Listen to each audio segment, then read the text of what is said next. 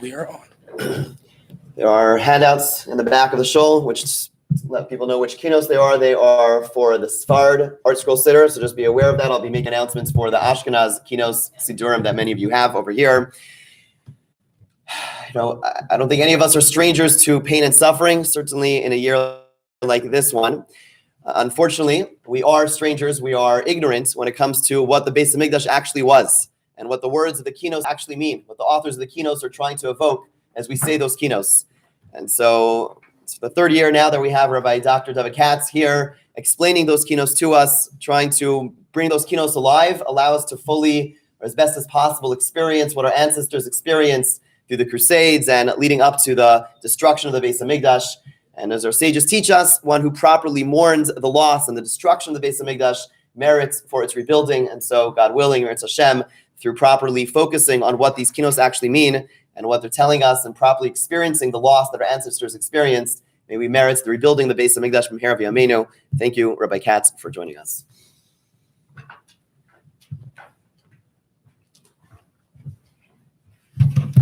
Thank you.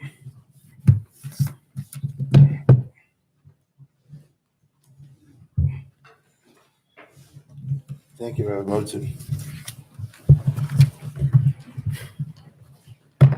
It's not the first time we're doing Kinos, even though, as the rabbi said, hopefully it'll be the last time. Doesn't look like it, though.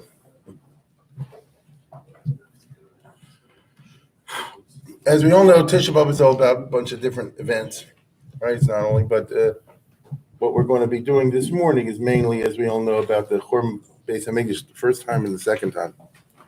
First time and second time. Bayis Rishon, Bayis Sheni. And a little bit about Beitar.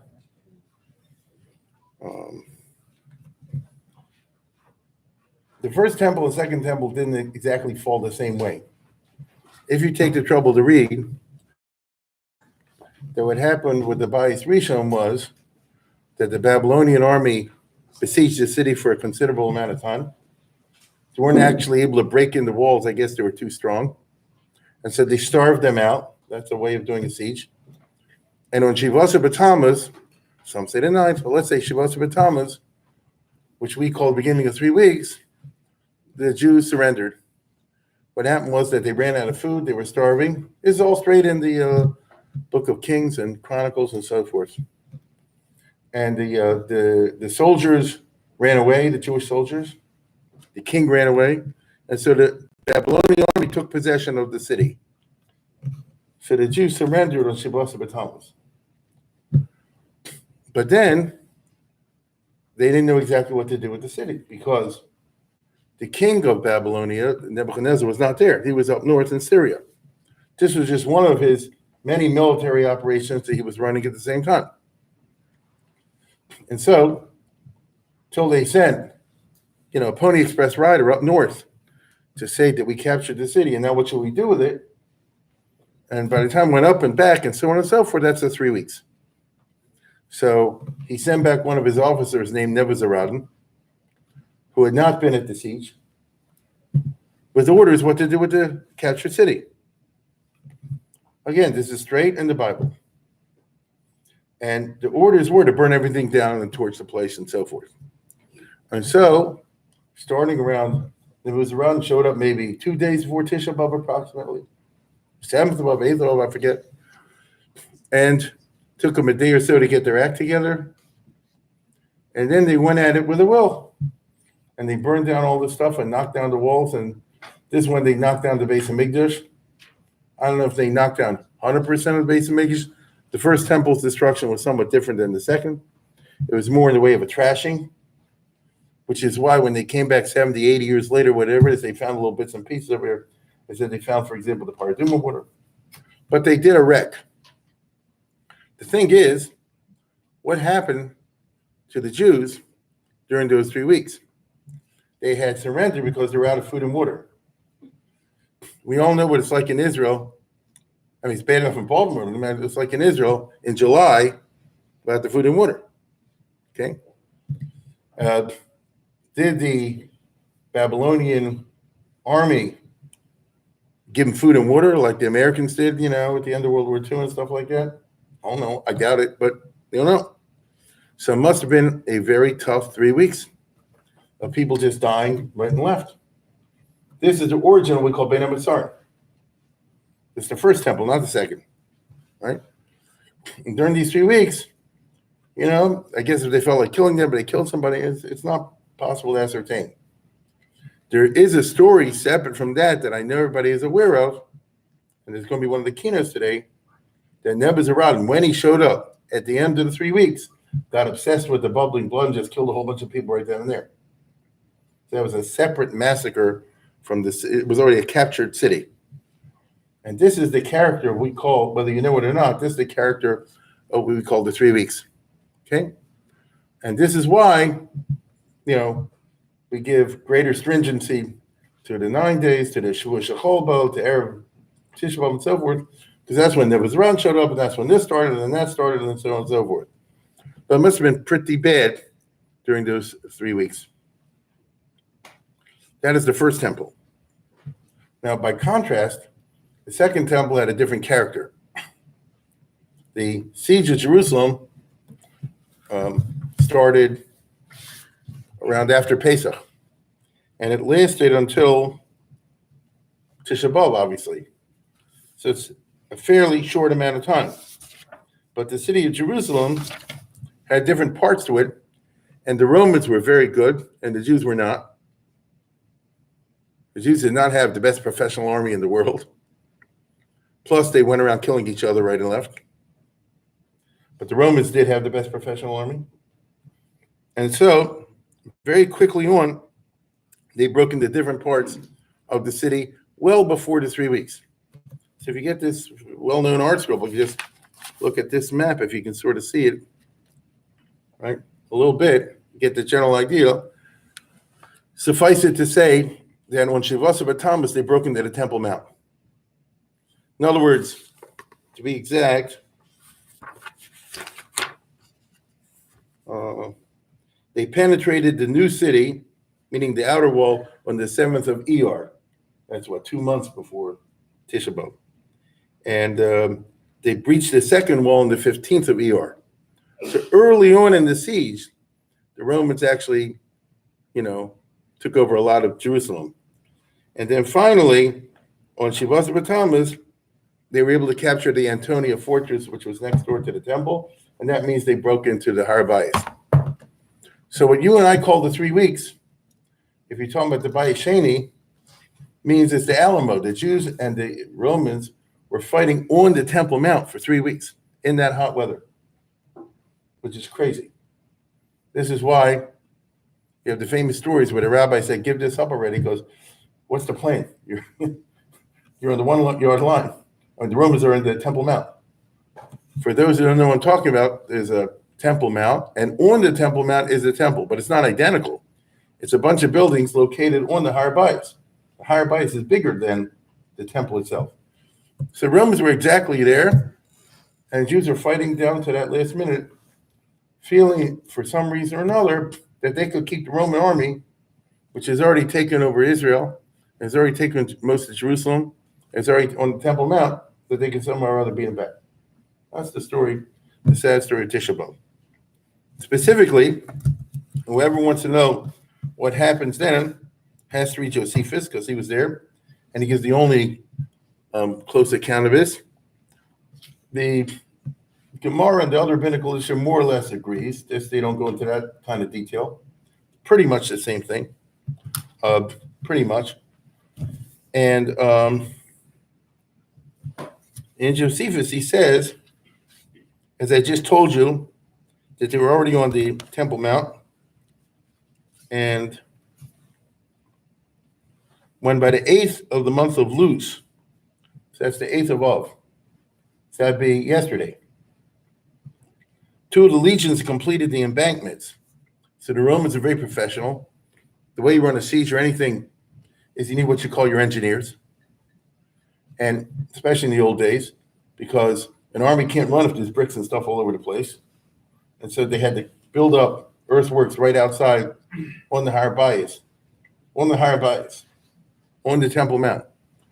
earthworks filled with all kinds of stones and things like this to make a flat ground for the army to march, and most importantly, to bring up the battering rams.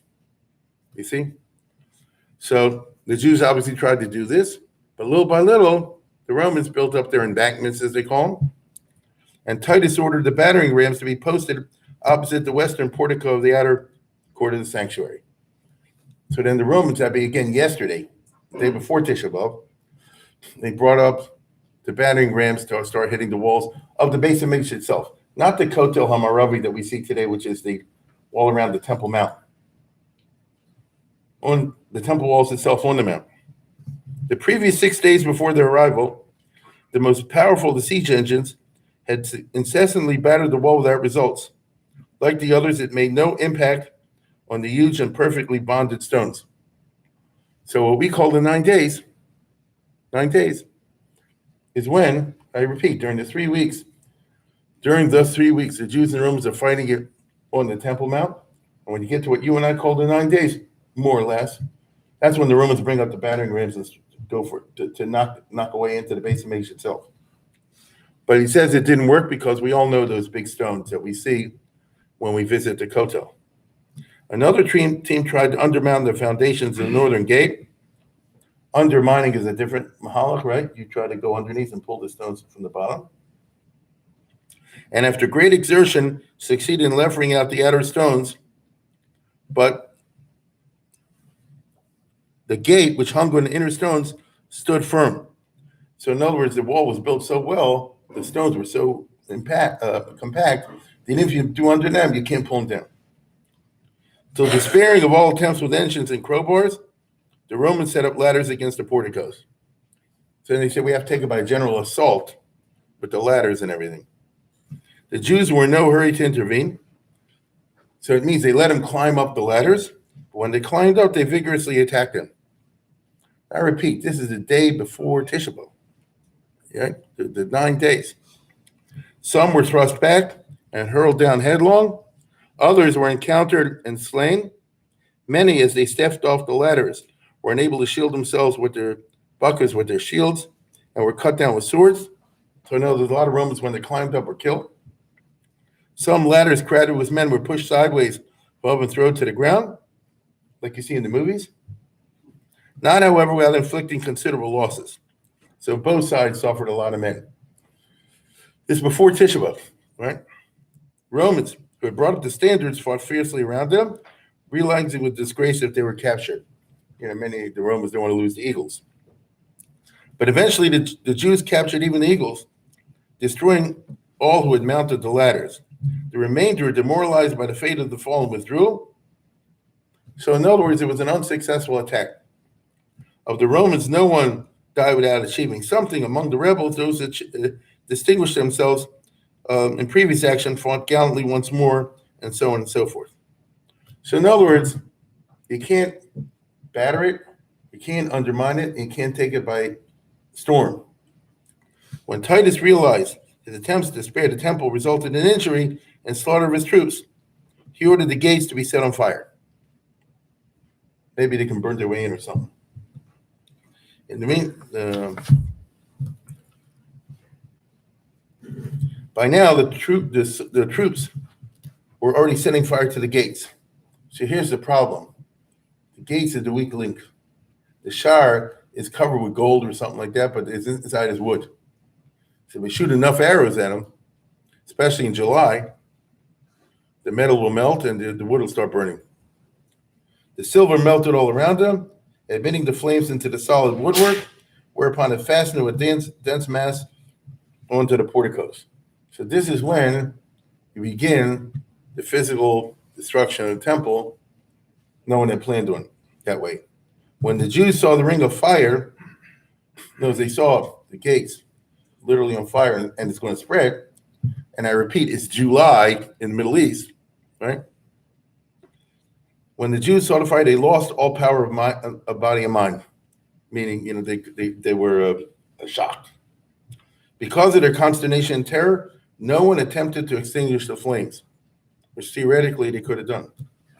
Thus, paralyzed, they stood looking on, yet in dismayed destruction, they didn't have the sense to preserve what was in, which means this is Josephus talking, so he said they should have surrendered. All through the day and the following night, the fire prevailed, right? This outer fire. For the whole range of the porticos could not be ignited once, one segment after another. And as the fire spreads as it spreads. Okay? So that should put us on the morning of the 9th of Av. The next day, Titus ordered the division of the army to put out the fire to make a road to the gates to facilitate the ascent of the legions. So I told you, this is professional warfare. If you just have a fire, you can't go in. You have to wait for the fire to go out. Then you have to get all this stuff out of the way. And once again, you got what you call your engineers, who are a key part of all this, and they have to clear away the rubble to make a place for the soldiers to go in. And he had a whole staff meeting. He says over here, what should they do, right? And Josephus famously says that the Romans and Titus didn't want to burn the temple. He wanted to spare for his own reasons. The Jews don't believe this story. The Chazal say Titus wanted to destroy the temple. That almost doesn't matter, right? The Morale of Prague talks about this. But anyway, that's what happened. So Titus therefore said, even the Jews would fight from it, he wouldn't make war in inanimate constructions instead of men. But he didn't want to burn down this edifice. So it says he put an end to the council of war. But here we are in the 9th of Av.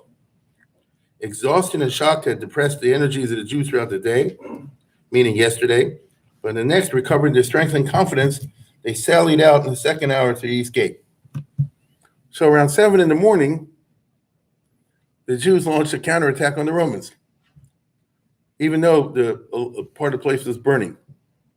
But I guess the best defense is offense. Again, the morning of Tisha B'Av, and the Jews sent out a sortie, an attack. And they attacked the Roman troops who occupied the outer court of the temple. So here you are on the Harbais. The Romans stood their ground and met their onslaught by sheltering behind the solid wall of shields held down in front of them and closed their ranks. You all seen that in the movies, the tortoise thing, the testudo. But it was evident that they couldn't hold out against the fanatical fury of the Jews, who surpassed them in numbers. Titus, who watched the engagement from Antonia, so Titus the general was in the ruined building next door looking down, because that place was the fortress that they had captured on Shivasa Thomas. He anticipated the collapse of the line. He saw it from looking down that his troops are going to lose. And he now rushed to their assistance with picked horsemen. So the Romans launched a cavalry charge. It's all taking place in a very small area. Right? It's a hard bite. We've been there. It's not that big, especially when you deduct the building, right? The Jews could not withstand the cavalry charge, and whenever their front ranks fell, the rest withdrew. But when the Romans drew back, they whipped around and pressed them hard. And when these turned around, they fell back and fled. So basically, it was a back and forth. The Romans saw a cavalry attack, then the Jews counterattacked, and the Romans this, and the Romans that, all fighting on the morning, right now as we speak, the morning of Tisha B'Av. And this lasted to the 5th hour of the day, which is roughly around now or whatever, when the Jews were overpowered and shut up in the inner temple courts. So basically, this is what's going to lead to the Romans penetrating into the temple as the Jews are withdrawing. Titus retired to the Antonia, meaning having thrown back the Jewish attack, Titus went back to the building next door, intending to launch a full-scale attack the following day at dawn and capture the temple. So the Roman plan was that on the 10th of Av, I guess you'd say, they'll do it right. The sanctuary, however, long condemned by gods of flames, because it was Tisha B'Av. No, it's just he was saying it was not going to fail. It was not going to fail to happen on such an unlucky day. And so now it was that the Roman people caused and started the conflagration, because when Titus was withdrawn, the Jews shortly after attacked the Romans again. And a clash between the guards at the base of Mikdash and the soldiers who were putting out the fire inside the inner court. The latter routed the Jews and followed hot pursuit to the temple itself. So somewhere around 10, 11 o'clock in the morning, something like that, maybe a little later, the Jews launched another sortie, and the Romans beat them back. And as they beat them back, they were able to follow them straight into the gates of the inner temple. So now they're mamish inside the base of Mikdash itself, and the inner part of the base of Mikdash, which would be, the altar, the Kodesh Kadoshim, all the stuff that we associate with the core elements of the Beis HaMikdash. Then one of the Roman soldiers, without waiting for any orders and with no dread of some momentous deed, but urged on by a supernatural force, snatched a blazing piece of wood and climbing on another one's back, threw the flaming brand through a low golden window that gave access on the north side to the rooms that surround the sanctuary. So in other words, now you're at the place which we call the Kodesh and the Kodesh Kadoshim. Many are now with the Daf Yomis are at least familiar in the sense that it's a big building with a lot of rooms, what they call ta'im, right? So there's the Kodesh part, which is the room that has the 3 pieces of furniture, the golden altar, the showbread upon him, and the menorah. And then beyond that is the Kodesh HaKadoshim, which in the second temple was an empty room, correct? There was no Aron. And you just finished Yuma, some people. But along the sides of that building are a lot of offices, what we call business offices of the temple. That's where they store stuff. That's where they do administration stuff. Ta'im, it's called. And so this guy threw one into one of those rooms, which means it's part of the building, and it's going to start a fire that's not going to be able to go out. And this is all happening around now, or a little bit later in the morning, 10, 11, 12, something like that. As the flame shot up, the Jews let out a shout of dismay that matched the tragedy because they saw the building and the Beis HaMikdash itself now on fire. And even today, a fire is no joke, but at that time they had a fire department. They flocked to the rescue with no thought of sparing their own lives or husbanding their strength. For the sacred structure they had constantly guarded with such devotion was vanishing before their very eyes. It says, Runner brought news to Titus while he was in his tent, in the Antonia. He jumped up, he ran to the temple to extinguish the conflagration. Again, this is always a big controversy we won't go into now. I'm just reading the Josephus version, which he said that Titus wanted to spare the temple for one reason or another. Of course, that didn't happen. He was followed by all of his generals, and these in turn by the excited legionaries, with the shouting and confusion characteristic of a disorganized rush by so large a force. There's just a lot of screaming. Caesar, Titus, both through voice and raised hand, waved at the combatants to put out the fire, but his shouts were not heard, as their ears were deafened by the overwhelming din, and his beckoning hand went unheeded amid the distractions of the fight and the avenging fury. No exhortation or threat could restrain the impetuosity of the legions. They weren't a blood craze, which you can understand. Anybody's ever been in the service, on the battle, you just go wild. For passion was in supreme command.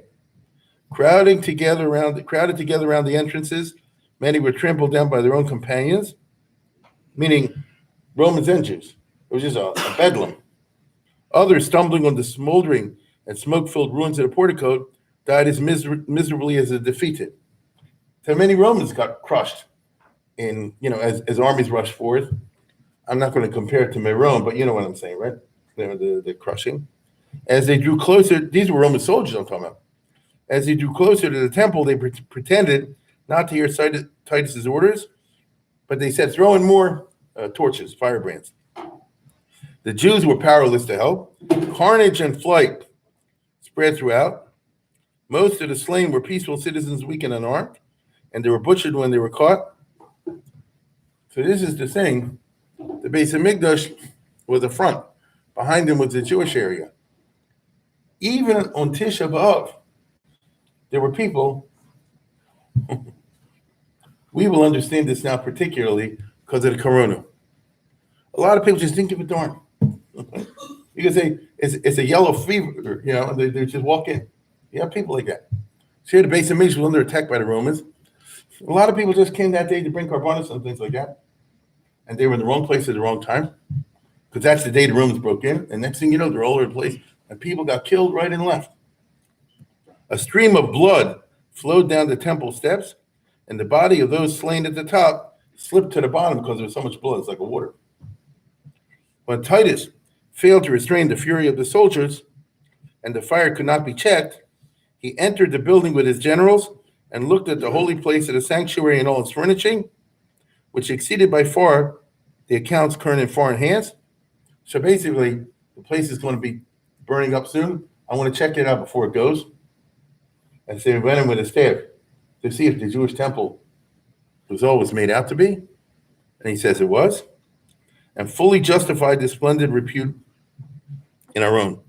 As the flames had not yet penetrated to the inner sanctum, but were consuming the chambers that surrounded the sanctuary. Do you hear this surreal scene? Here you are, 12, 1 o'clock, something like that, on Tisha B'Av. The building's obviously going to go up. But the flames, which are uncontrollable, are in the outer parts. So it's going to take half hour, whatever. So it gets the inner part, I don't know. He said, let me go and check it out before the place goes up. Right? Titus assumed correctly there was time to save the structure if he would bring a fire brigade. He ran out and by personal appeals tried to persuade the men to put out the fire, instructing a centurion of his bodyguard to beat up anybody who disobeyed his orders. But their respect for Titus and their fear of the centurion's staff were overpowered by their rage, by their detestation of the Jews, and by an utterly uncontrolled lust for battle. Most of them were spurred on by loot, because there's a lot of gold and silver, obviously, inside the temple area. You understand? There could be somebody in Italy today, wherever, who has a piece of gold something left over. It could be from Pesach. You know? Some guy runs a place in Naples, or who knows? But they were forestalled by one of those who entered into the building. And when Caesar rushed out to restrain the troops, thrust a fire hand into the hinges of the gate. So there was a Roman went in to hurry it up, one guy, and he threw a torch in the inner part of the building to make it go faster.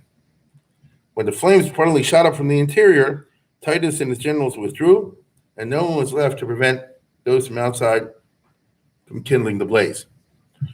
Now, he doesn't say the story of the Gemara where Titus went and stabbed the Paruchas, all the rest of it, but of course he wouldn't. And so this is the long and the short of how that whole incident happened. Okay? Now, while the temple was ablaze, the attackers plundered it.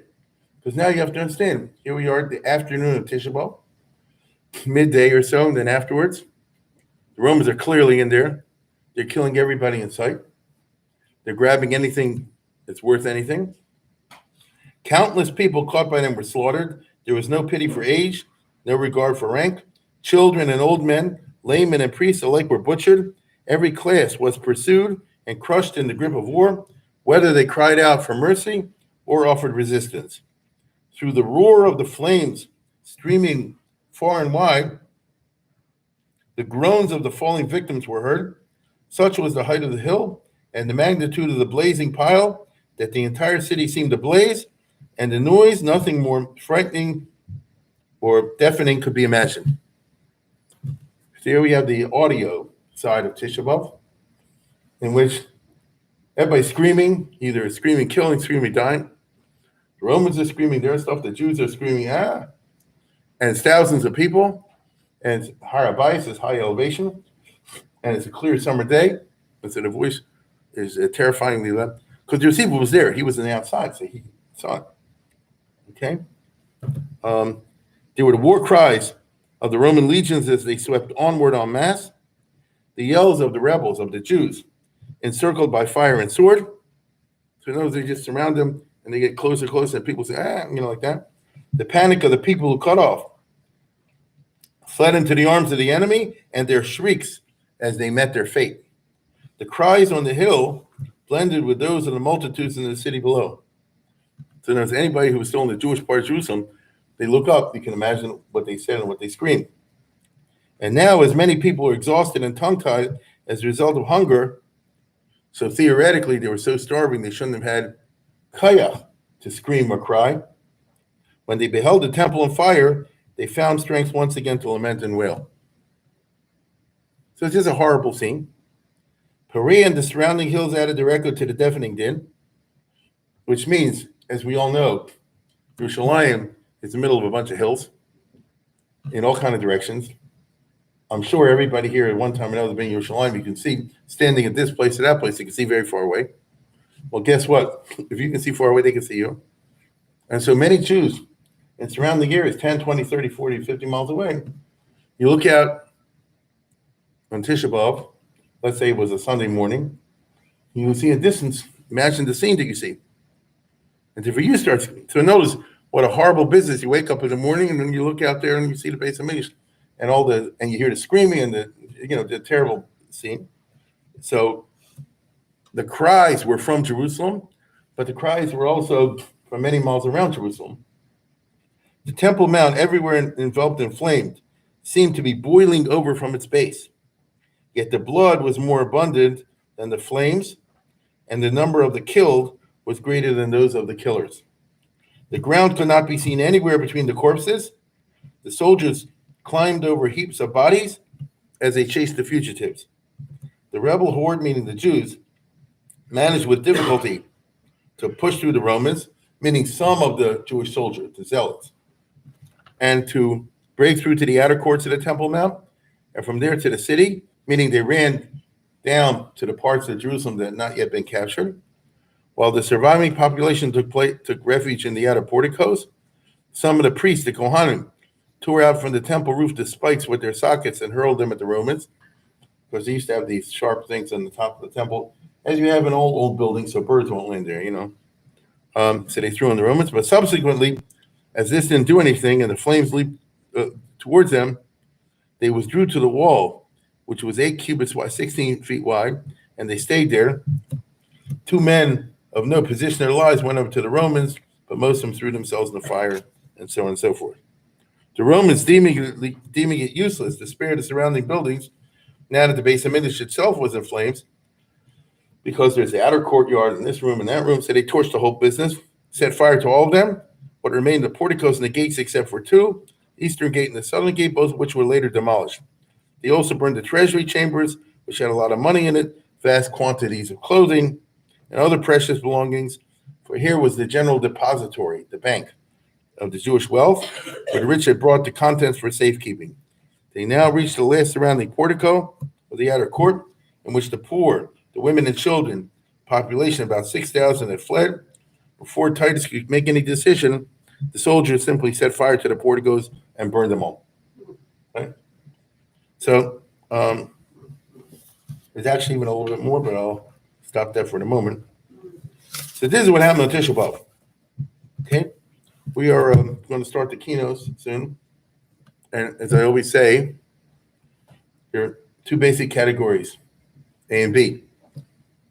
One are poetic and imagined, like the Kinos of the Kaliri, Elazar Kalir, because he wasn't there. So when he's writing about, and he was a great poet, of course, the Churban Bayis Rishon, the Churban Bayis Sheni, he knows the Gemaras, the Midrashim, maybe read this stuff, but it's imagined, he's a poet. It's like if I were writing about the Holocaust, I wasn't there. And then the other parts, like the Crusades and all that, and the burning of the books, that was written by people who were there. You see? And they're going to have 2 different characters, because when you've been there, it's different than when you poetically reimagine it, and therefore it won't be as fancy. It'll be much more raw. So without any further ado, I guess we'll start. The first Kinos, as I recall, you have on your list. And again, I did as the rabbi said with the art school spark, because that's my shul. But it's roughly the same. And if you look at the beginning, somewhere in the well, I guess you'll tell them what page it is. Okay, fine. So the first one we're going to do every year is one of the stylized ones, the poetic ones from the Elazar Kaliri, and has to do, as we are famously remember every year, with Yoshio, King Josiah. And the reason they do it is, let me just see something here.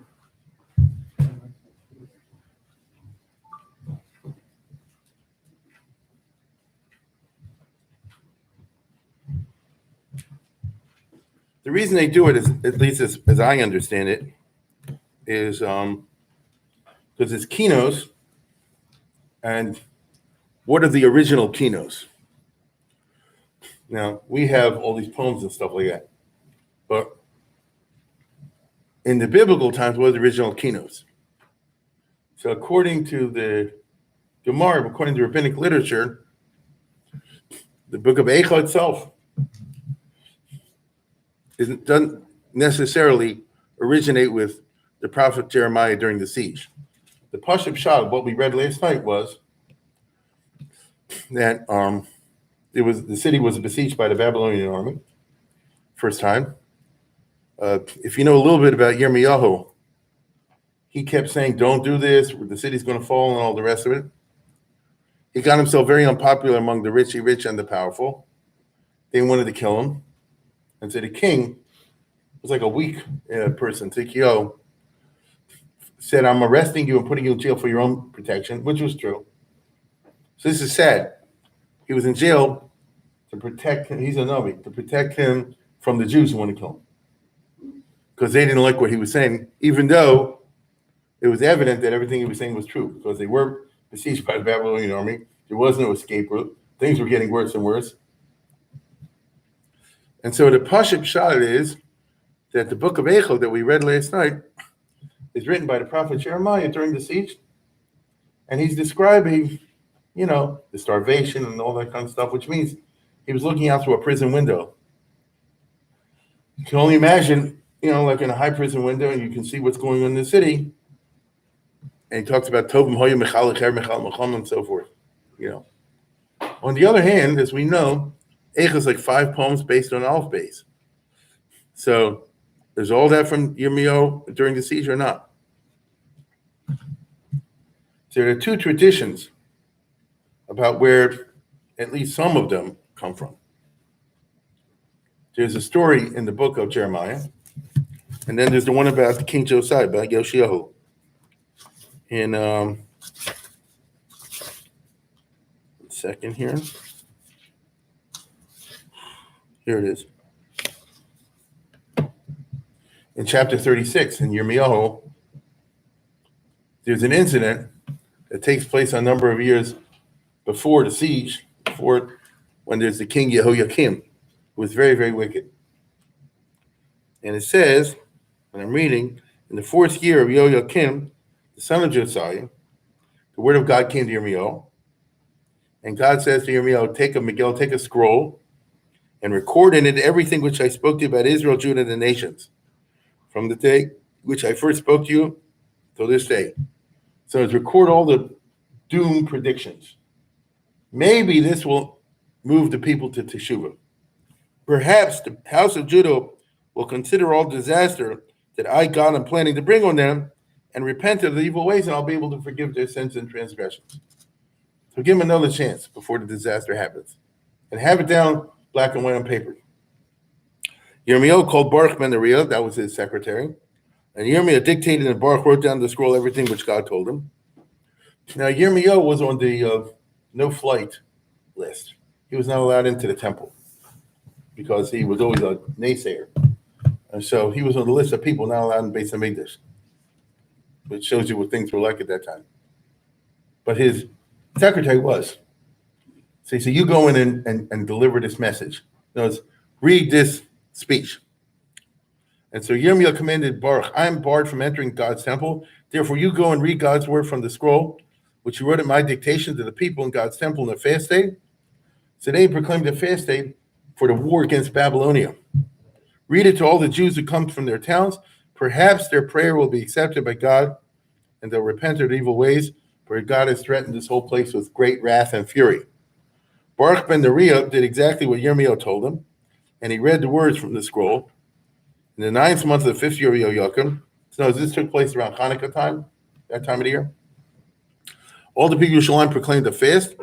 In the temple, in the chamber of Gemariah ben Shaphan, at the opening, he read the prophecies from the scroll as the people listened. So notice he was at a certain place at Beis Hamikdash where he read this. And then after Michiel, the son of Gemariah, had heard the words, these guys were in the king's secretariat, the king's cabinet. He went down to the scribe's chamber in the palace. All the officers were there, Elishama, Betaliah, what we would call the royal cabinet. And he told them that this guy Baruch just read a scroll. They sent a guy named Yehudi, the son of Nasani, and say, take this scroll and read it to the people and come, which he read to the people and come. Baruch took the scroll and they brought it to the palace. Sit down and read it to us, said the officers of the cabinet. He read everything. They said, we better tell the king about this. And they asked Baruch, who told you this? Yirmiyahu, word for word. They said, listen, before we show it to the king, go into hiding, because he's going to try to kill you. Okay? That's who you're dealing with. Go into hiding. And so the official went to the king, and they reported to the king, who was very wicked. The king sent Yehuda to take the scroll. He read it to the king. It was the 9th month, so it's December in Jerusalem, before central heating. But if you're rich, you can afford your own little heater, like a little brazier, like a little barbecue grill, for heating. And when the king was sitting in winter home, there was a fireplace near him. Every time he read 3 or 4 columns, the king cut it out and threw them into the fire. Okay? He said, good, now something to keep the flame going, to keep me warm. Until the entire scroll had been burnt by a fire in the fireplace. So he, utterly rejected this. The king and his servants heard everything was written there, but they were not frightened. They didn't tear their clothes, and they certainly didn't repent. Even though some of the officials begged the king not to burn the scroll, he did not listen to them. And he ordered the king's son and some other officials to arrest Baruch and arrest Yirmiyahu, but they were hiding. After the king burnt the scroll containing the words which Baruch had written, God said, take another scroll, write the whole thing down again, which the king had burned, and then tell the king, in my name, in God's name, you burned the scroll, and you said, why did you write that? The king above will come and destroy this land and the beasts here. Therefore, I want to tell something to you, King Yehoiakim. You will not have any descendants on the throne. Your carcass will be left exposed to the heat and day and night. Knows you'll die a corpse out in the field. I will punish him as descendants forever. I'll bring disaster on Jerusalem, etc., etc. He took another scroll. He wrote it all down. All the words that have been written in fire and similar manners. In the Talmud, this is supposed to be Eichel. In other words, at least parts of Eichel, they say, that were burned are identical with what we find. So in the rabbinic tradition, this is one of the origins of the Eichel, of the Kinos. I'm using the word Kinos in the sense of Eichel. The other one is what we have now, which is, that's too harsh of a story to bring up in formal liturgy. And so what we have now is the other story, which is that there was a righteous king, Josiah, remember?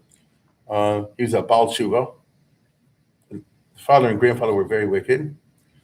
He grew up, became king when he was 8 years old, as it says in here. And obviously he wasn't religious. Right? He was an idol worshiper. For some reason, when he was around 16 or so, he flipped, as we would say today, or at least he started to. I think the reason is because if you do the homework, the great Assyrian Empire, Ashur, suddenly folded, the way the Soviet Union folded on us unexpectedly in 1990. So this terrible empire, which had tortured the Jews and so forth, among others, suddenly disappeared. That was considered miraculous. I'm pretty sure somebody said to him, see, God made this happen. Now, if you start keeping Shabbos or whatever, you didn't get fully religious then. He obviously started. But according to many, a number of years later, they find the Sefer Torah. He doesn't even know what it is. What is it? That's how bad it was. So he had a far way to go. But once he got on, and he went on a long campaign against idol worship. And he gave it his best shot, and he destroyed all the idols he could find, except, as they say, those that were hidden, because it's like drugs. If you want it, there's no point looking for it because you always hide it. Right? There are many stories, and you'll have it in here if you read it with the commentaries. What was it about the door, the swinging doors? They hid the idol behind the doors. So the problem is the king and the people were not on the same wavelength. is always a problem. Every parent is aware of this issue. Different generation, different wavelengths. And so he said that if we don't get our act together, we're doomed. But the people didn't want to hear that. And so he wasn't ultimately successful, even though he gave his best shot. That's half the story. But the other half is, and then he died a dumb death because the prophets of Israel have a general message. If you read them, Isaiah, Jeremiah, Ezekiel, those type of things, it's a message usually in two parts. One is about domestic policy, and one's about foreign policy. The domestic policy is stop with the social injustice, and the foreign policy is stay out of international affairs.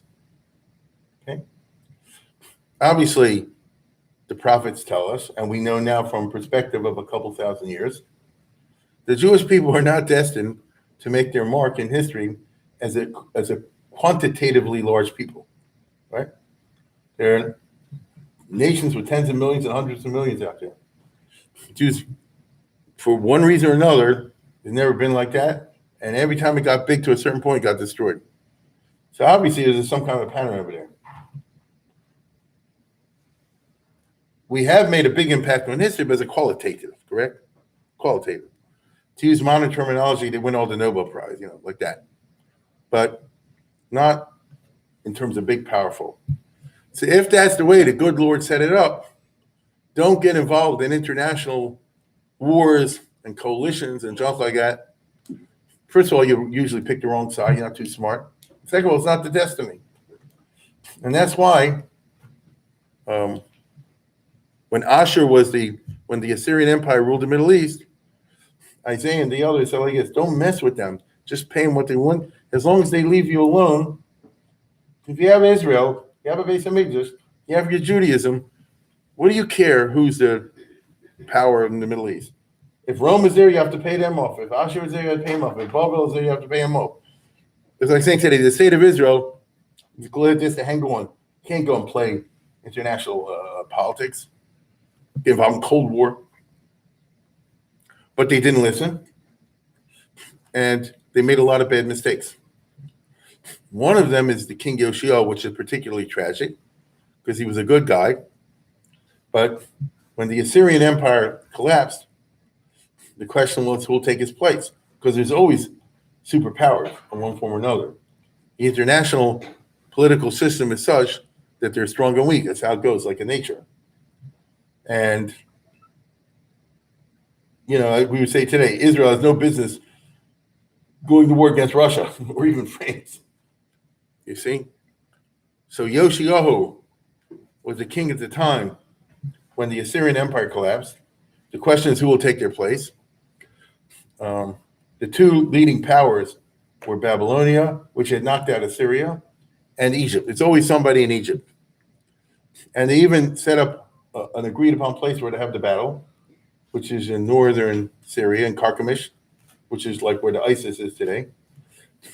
And that meant that the Egyptian army had to march through Israel to get to their place. And Yoshio tried to stop them very famously, and they said, get out of the way. He wouldn't get out of the way, he got killed. And according to the Gemara, he was told by Yirmiyahu, the prophet, don't do this, right? This is not something you should get involved in. You're a good guy, you mean well. Clearly, Yoshio didn't see it that way. And so he must have figured Jeremiah is okay for domestic affairs, idols, and all the rest of it. But foreign policy has to be left to the experts. And he made a terrible mistake. The reason I say it's a terrible mistake, because after him, all his kids after him were very unfrum. And they hastened the destruction of the first temple. So it was like the last chance, as we would say today. And it says, when he died, by Yikonin Yirmiyahu Yeshio, that the prophet Jeremiah made Kinos. And again, some will say this is identical with some of the echos that we have now, right? For example, when it says, Ruach HaPeinu Mashiach Hashem, Nilchad B'Shchisa Sam, our hope, the Messiah, maybe the anointed one, the king who could have let us out of here, was killed because of their because of our misdeeds, as we say today. So this is very, very tragic. And that's why near the beginning, because we skip a few here, they do the one about Vaikon Yirmiyah Yoshio, but again, it's very stylized and poetic. And so, as you'll see, I don't want to spend a lot of time, but very briefly, you'll see Ben Shimon Shon Echel Yishmael. He started to become from when he was 8 years old. It's not exactly true when he was 16 years old, but it doesn't matter. And Ben Echam Chorbalovos Keshimim, but he was killed by the Ben Echam, should be the Egyptians. Egypt is supposed to be descended from Cham. He was no king like him. David Bochet Leitzani Ador. Asher Kamu Achar Del Slistor. So he said he died because the bad people in the time who hid the idols behind the doors. So basically, he's saying like this: it's like drugs. If you can't get rid of the desire for something, then simply police action to physically destroy the stuff is useless. Because as soon as it's over, they bring it again, right? And again, Horchim Zera Shichor. He's talking about the people from the Nile. They killed him, and so it's poetic, as I said before. I only want to point out that it says,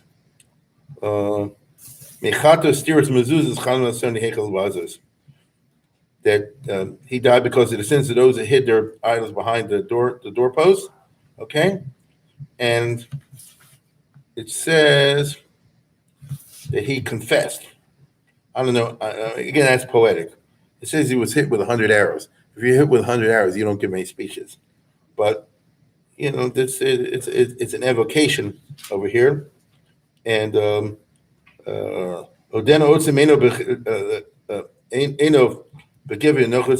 shot one arrow after another into him. 1 arrow after another. Okay, 300 arrows altogether, and then he dies by saying, Tzadik Hashem Kipiyam Marisin. It's my fault. Well, I mean, yes. So this is a rare Kinos, we were saying the second of the first temple. Most of them are about the second temple. And as we all know in Jewish life today, it's very hard to find leaders, good leaders. And without leaders, there's a pasuk, without good leadership, the people perish. So that's the story of this first one. Page 182.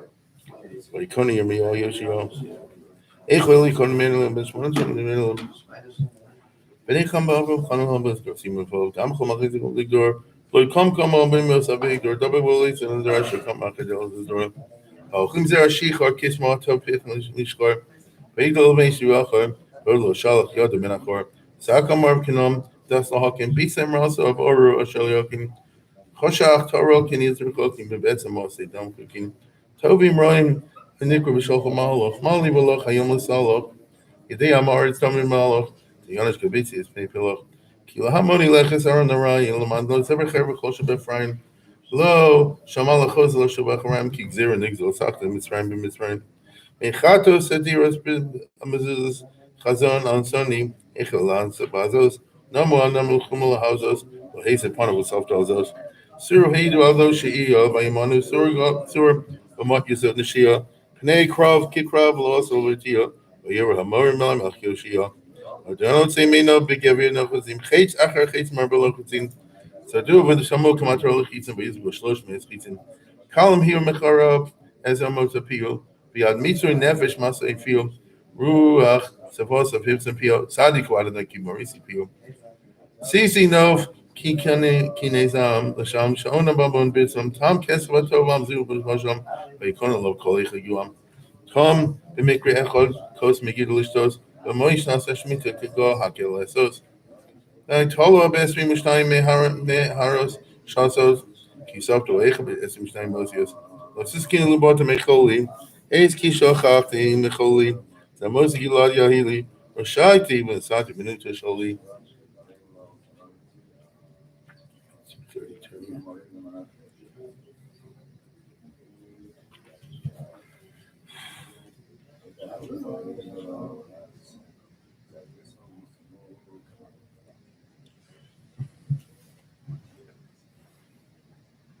I think I'm going to go to the third one, right? In which, because this second one is too poetic, but the third one is not poetic, meaning Turin gets right to it. because one of the parts they're talking about over here, of course, is, let me put it this way, the Kinos, or at least the ones we chose, I think more or less each one brings out a certain aspect. And this one is the aspect of cannibalism, which is as horrible as you can get, but it's not unknown. And it means that the Jews were reduced to this in a terrible starvation that was going on at that time. And a lot of this is coming out from the book of Exile, which talks about the starvation in great detail, but nowhere in detail, as much detail as happened in the Second Temple, where Josephus himself says, the language is something like, nothing is destructive of human relations as starvation. Thank God America doesn't know of this, but you know what I'm talking about. And what would be second here? The sad part is what the Jews did to each other. I always like to point out, not happy to point out, that during the war, the Romans and the Jews, more Jews were killed by Jews than Jews were killed by the Romans. So the Romans killed plenty, but even more were killed by Jews. And that's because civil war broke out. It boggles the mind that as you're facing an enemy like the Roman Empire, the Jews themselves declared war on each other. There were 3 or 4 or 5 factions. Obviously, when it gets political factions, especially religious, each one doubles down. And it was savage. And even during the siege itself, they were killing each other and starving each other to death and torturing each other. And I'm not talking about the Romans. The Romans are outside. Okay?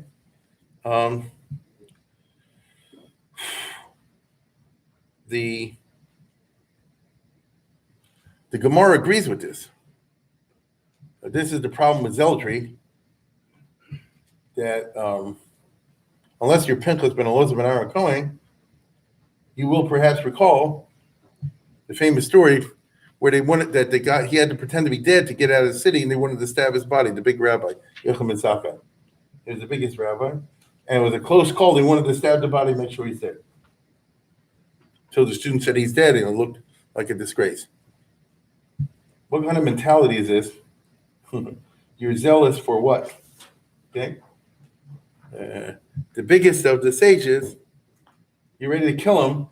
They would have killed him. That's why he had to pretend to be dead to leave the city. I think you all know the story. And so the Jews reached a level of moral degradation, let's put it that way. But in addition to that, there was simply starvation right and left, and people were so driven to extraordinary famine that they ate their children and people next door. Josephus describes it as follows. For the wealthy, it was just as fatal to remain in the city, for on the pretext that one was a deserter, many a man was killed for the sake of his property. As the famine grew worse, the frenzy of the insurgents kept pace with it, and every day both of these horrors burned more fiercely. The frenzy of the insurgents meaning the savagery of the Jewish soldiers. For since nowhere was grain to be seen, men would break into houses, and if they found some, they mistreated the occupants for having denied possession of it. How come you have food? And if they found none, they tortured them as if they had concealed it more carefully. So you could be just a regular Jewish family. It's bad enough to be in Jerusalem during the siege. It's bad enough to have a starvation. Again, many will be familiar with the famous story in the Gemara of the rich lady. She was looking for this food and this food, and then she died. So no, it was because the food was gone from the market. Proof whether they had food or not was provided by the physical appearance of the wretches. So they broke into somebody's house. If they looked skinny, if they didn't look skinny, you have food. Where do you have food? Give it to us. Those still in good conditions were deemed well provided with food, while those who were wasting away were passed over, for it was pointless to kill people who were already soon going to die of starvation. Many secretly bartered all their possessions for a single measure of wheat. That's the story of the rich lady, Martha of spices. if they happened to be rich. They would settle for barley if they were poor. And then they shut themselves up in the darkest corner of their houses. In the extremity of hunger, some even ate the grain unground, while others baked it, guided by necessity and fear. Nowhere was a table set. The food was snatched, half cooked from the fire, and torn into pieces by people who need it. I said many times that my father was in Dachau, concentration camp, and he said one time they had to break up a fight, and the two guys were choking each other like this, and they pulled them apart, and it was the father and the son, and the father was trying to kill the son, and the reason was because the son had stolen the last piece of bread from the father. It drove him mad. So if there's such a thing can, it sure can happen. You should never know what famine is. That's what he's talking about. Pitiful was the fair and worthy of tears. The spectacle for the strong had more than enough, and the weak could always whimper. Whenever you have siege, some people are doing well and others are not. Okay. I mentioned Derech Av the other day in a podcast. I just saw it the other day. Not long ago was July the 4th. He had the siege of Vicksburg. Some will know about the Civil War, and they starved Vicksburg into surrender. When the Union soldiers came to Vicksburg, they found there were whole warehouses from hoarders, and they opened the warehouse. They told the people of Vicksburg, "Now take all the food you want." So the city surrendered, but the powerful and the rich had the food. See, so it was the same thing in ancient Jerusalem. Those who were strong had the food; they wouldn't give it to the others who starved away. All human emotions yield to hunger. You hear what he said? All human emotions yield to hunger. But of nothing is it so destructive as of shame. For what at other times would claim respect is a time of famine treated with contempt.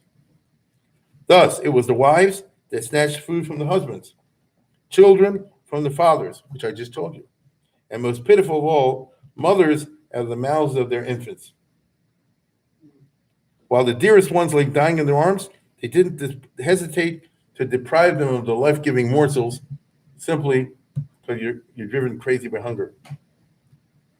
But this way of satisfying their hunger did not go unnoticed. Everywhere the soldiers hovered, ready to snatch away even these pickings. And the soldiers had food, you see. Wherever they saw a house with locked doors, they concluded inside must be food. And instantly bursting in the doors open, they rushed in and forced the bits of food from the very jaws. They brought them up again. They beat up old men who were clutching their victuals. They dragged women by their hair as they concealed what was in their hands. They had no pity for gray hairs or infants, but picked them up and threw and clung to their scraps and dashed them on the ground. So if a baby wouldn't give the food, they'd kill him and take the food. These are Jews to Jews. If anyone anticipated their entry by gulping down what they had hoped to seize, they were more savage as if they had been defrauded. Oh, you try to chop his ice. One would shudder to hear of the methods of torture they devised in their search for food. They blocked with vetch the orifices of their victims' bodies, which means they plugged them up. And they drove sharp stakes up their posteriors. They inflicted on people torments untold to make them admit possession of a loaf of bread or reveal the hiding place of a handful of barley meal. Okay. It was not that the tormentors were hungry. That would have been less barbarous. They were keeping their passions exercised and providing supplies for themselves to use in the coming days. And there's the other, well, that's what you have over here. Until Chal and Nosh Imperium immediately Tipuchim Allah, we are in bad shape. Allah was woe is me. We're in bad shape if women are eating their children. Ole Tipuchim, the ones they raised with care. Until Chal and Nosh Machmanis, Tibashel Nosh Machmanis, you do not fucking talk of. If mothers cook their children, if the locks of their hair were torn from their heads, if they're tied to horses by the conquerors. If babies' tongues, cling to or just dry. Okay. If you have fights between mothers, which kid's going to be cooked first? This is a story you have in the book of Kings, or in the time of Aram, in the time of the prophet Elisha. These things happen. If they say, give us your child, and they show them all divided up. Again, there's a famous story that is in here, and it's also in the Midrash, okay, of a lady, I don't know where it is, that, they broke into attack her, and she says, "You want my son? Here he is." And, and they're horrified. That's what he's talking about.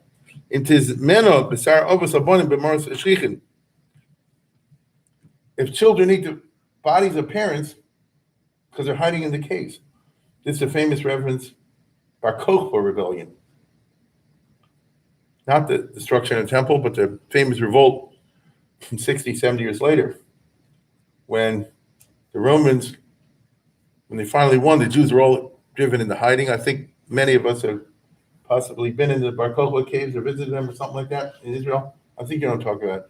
In a whole bunch of caves all over the place in central Judea, all over the place.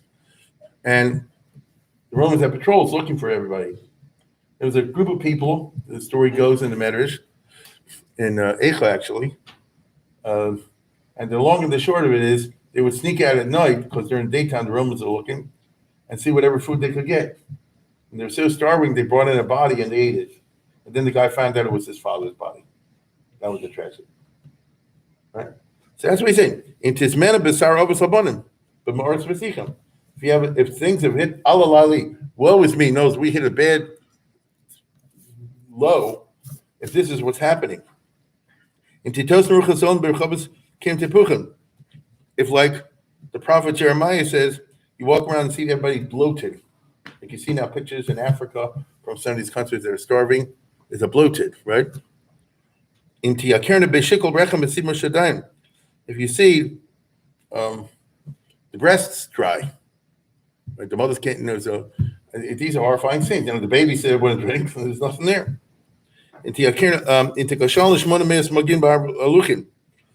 have 800 Kohanim that he talked before about 6,000 trapped over there,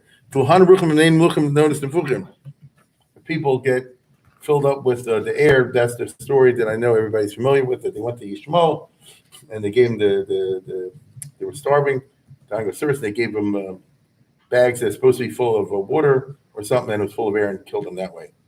If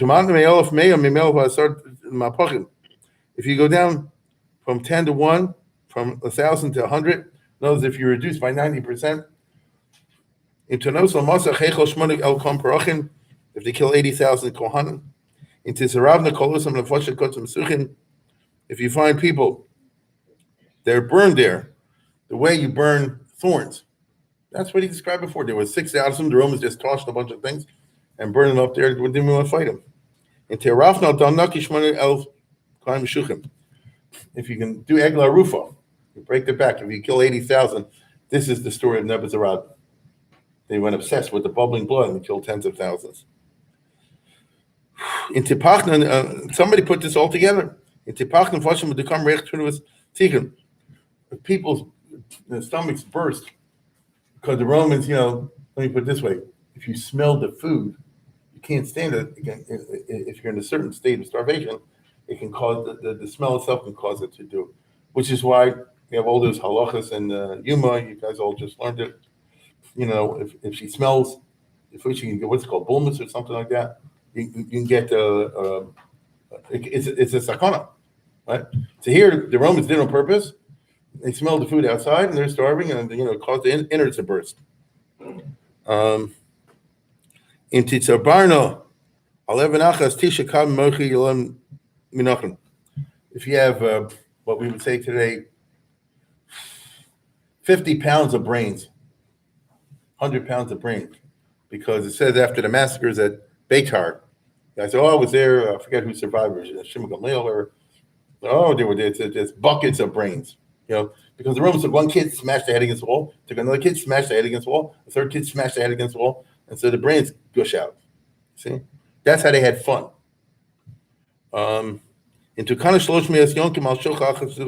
Same idea. If you saw all those girls marched off by, what's his name, by Nebuchadnezzar to Babylon, understand well, the Babylonians came, they burned the city down, I'm sure they killed a bunch of people, And the survivors, and there weren't many, were marched off to Babylonia. And that's like the Bataan Death March. You're walking in July or August from Jerusalem to, let's say, Baghdad, approximately. Talk to me about that. And you're walking, number one. Number two, do you have shoes? Number three, do you have food and water?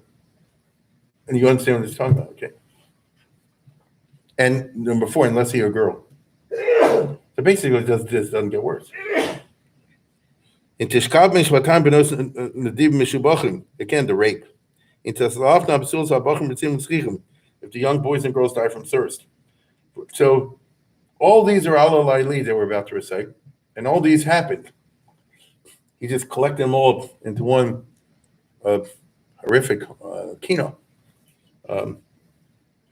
And so the person is like this, so what's going on? As a poet, he has to end by saying like this, well, they deserved it. Baruch HaKodesh, L'mul Amarim Hoyel Oshcheni Roim. Woe to bad neighbors, Mashe Hikra Modian, Mashe Ezra Lo Modian. You talk about what God did to you, you didn't talk about what you did to me. Into Chal Noshim Peri Mashmil, in Miharba Migdash Hashem Koin Benabi Lo Mashmil. We all know, for example, the story of the bubbling blood, very famously, has to do with the fact that the Jews had murdered a famous Kohen in the base of Migdash, all the rest of it. So nobody says, oh, how bad we were for that. You all talk about how God punished us. Now, in a very unmodern way. Modern times are very humanistic. We live in humanistic times. Then we talk about how could the Holocaust happen and all sort of thing. This is from old times. Old times is what you do to God to make it, to cause this. This is all very disturbing, but that's what Tisha B'Av is. 17th Kinos, page 232. Page 232 in the article.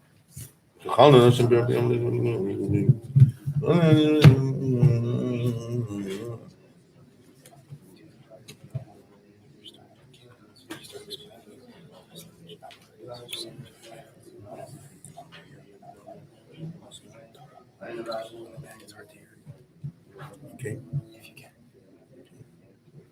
Is there a mic?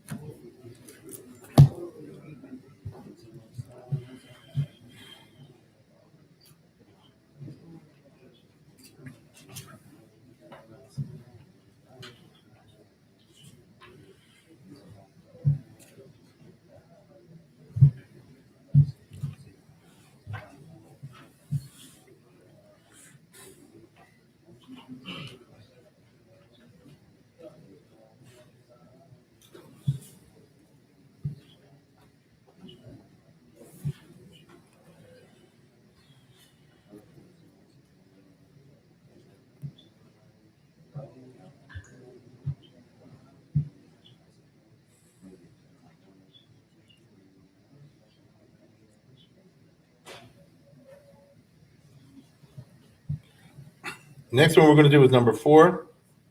Page 248. Right. Again, this is a stylized business.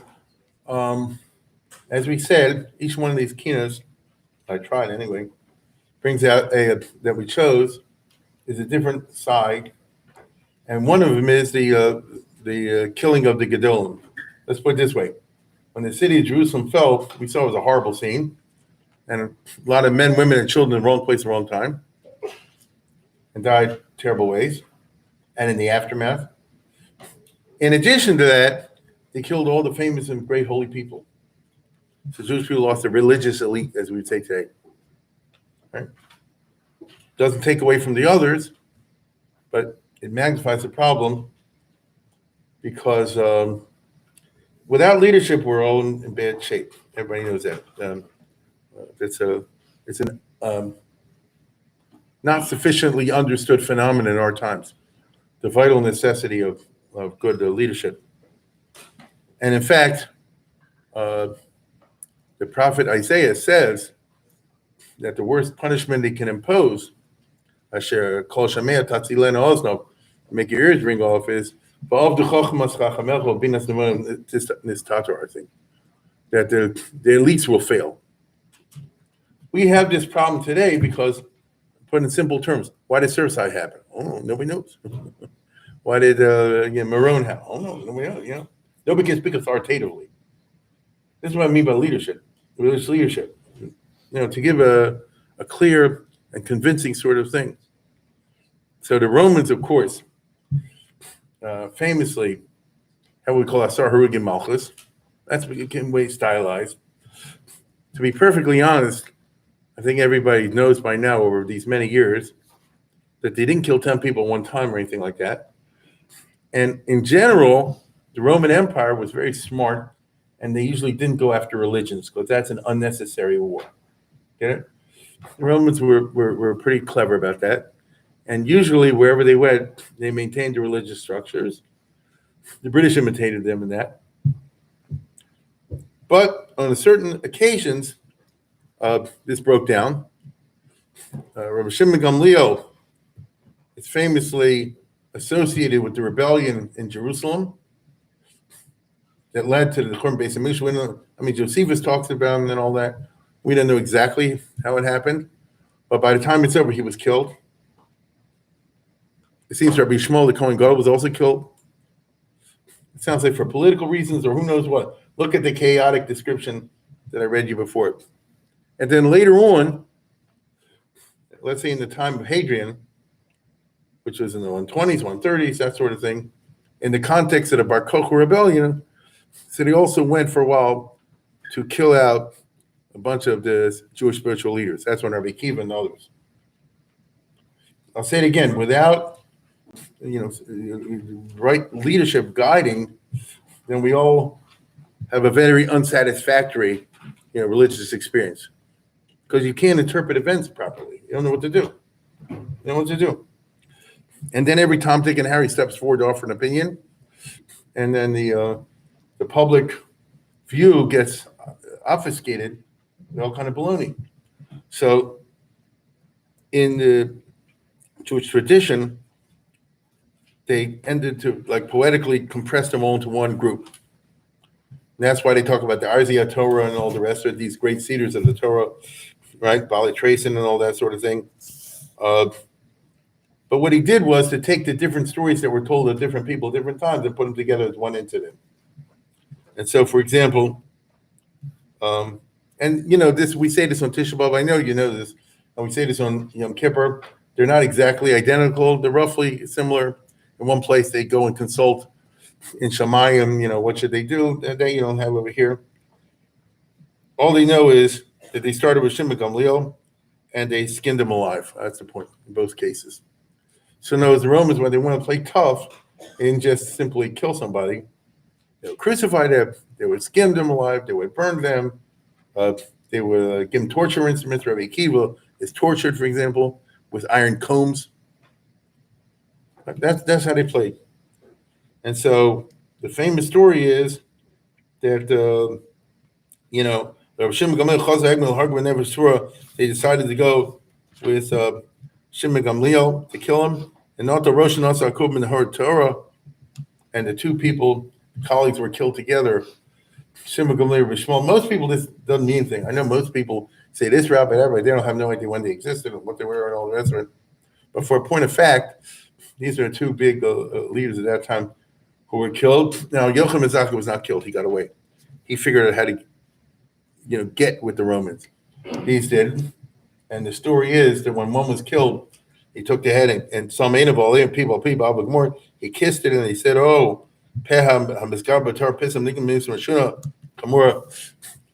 I can't make peace with the fact that he was killed in such a horrible way." If you tell me he was killed, that's bad enough. He was skinned alive. Just think about that for a second. He tore his skin off. And what did he do so bad? As a matter of fact, in the Tosefta, it says that they said, "What did we do so bad that we're having such a bad end?" And of course, he gave a real firm answer. He said, "Do you ever have a case where somebody came to you Shabbos afternoon to ask a shayla, a lady, and you were napping, that was the reason. If that's your biggest sin, if that's your biggest avera, and Rosh Hashanah is even to come to tefillah, and they even ripped off the part where you do the tefillin. That's one torture. And then you bring the story of Rabbi Akiva, which I said before, is the combs. I mean, they rip, like that. I only imagine. I'm not an expert in Roman tortures. Those of you who are sick dogs, you can probably go on the internet and find a website where they describe in detail the Roman tortures. People into that, but they combed his flesh off and so forth, right? And then they talk about Yehuda ben Bova, which is on a different occasion. That's when he wanted to put out the smicha. Eventually, they were successful, right? The smicha is that when you handed it from Moshe Rabbeinu down the line. Today we don't have it, so that somebody was successful somewhere along the line. At that time, was able to preserve it. The story is run away to a valley, and then he said he gave 5 students smicha, and then he said, "You run away," and he got killed. Okay, that'll be 3. And then Chanina ben Tradium, that's the famous guy that they burned the scroll around him. And the story is, he says, to the executioner, "If you make me a quick death, then I'll get you into heaven." So it wasn't even a question of get me out of this. It's a question of how much torture. Just trying to show you what we're dealing with over here, right? How much torture. Somebody told me the other day, it was in a certain country, and they were torturing somebody, and shot him in the head to do the guy a favor. And that's how good. There's some places like that. That's what he was asking for. Couldn't even try to. Just finish me off quick. Okay? Then Chaser B'Shova Sofer, right?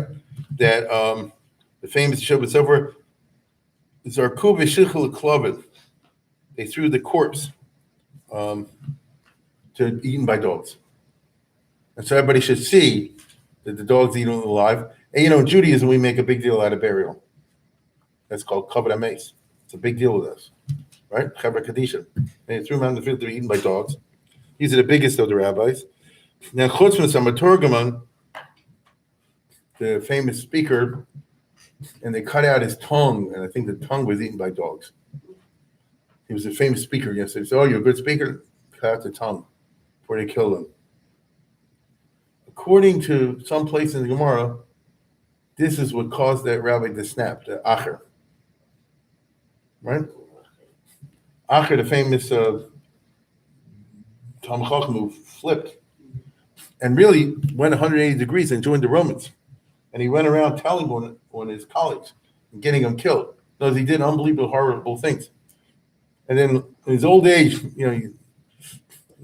he sort of had some regret, but he gone too far.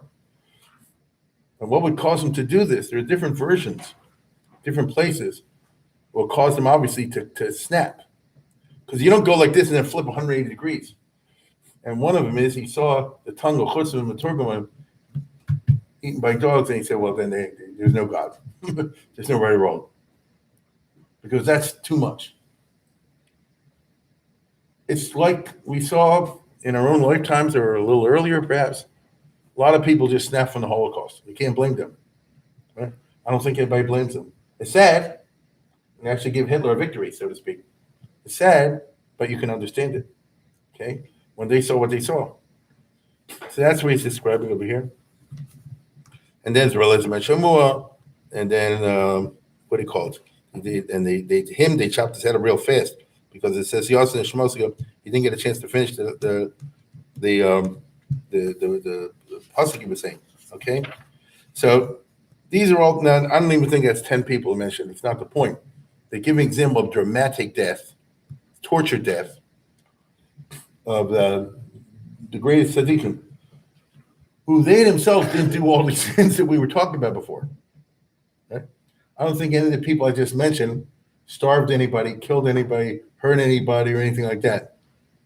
But once there's a gezerah on the Jewish people, there's no such thing as selecting. You understand? That's learned from Tisha B'Av. You hang together, hang separately, as Benjamin Franklin said. If bad stuff happens, it's going to hit everybody. You understand? You can't say, well, I'm from a group that's very good and therefore nothing will happen to us all the way. It does not work that way. Look at this. The biggest and greatest of the people went down in horrible ways. The sins of others did. So therefore, it's incumbent, the lesson, I guess, to derive from this is incumbent to encourage others not to act bad, because if the sins are too much, it takes the whole boat down. That's what he's trying to say. That was it. 21st Kinot, page 248 in the art scroll. Page 248. Exile of Torah, Bali Trace, Mishnah Magar, Gibbon, Mission Terror, Domam Nishbach, Benosha, so Gaburo.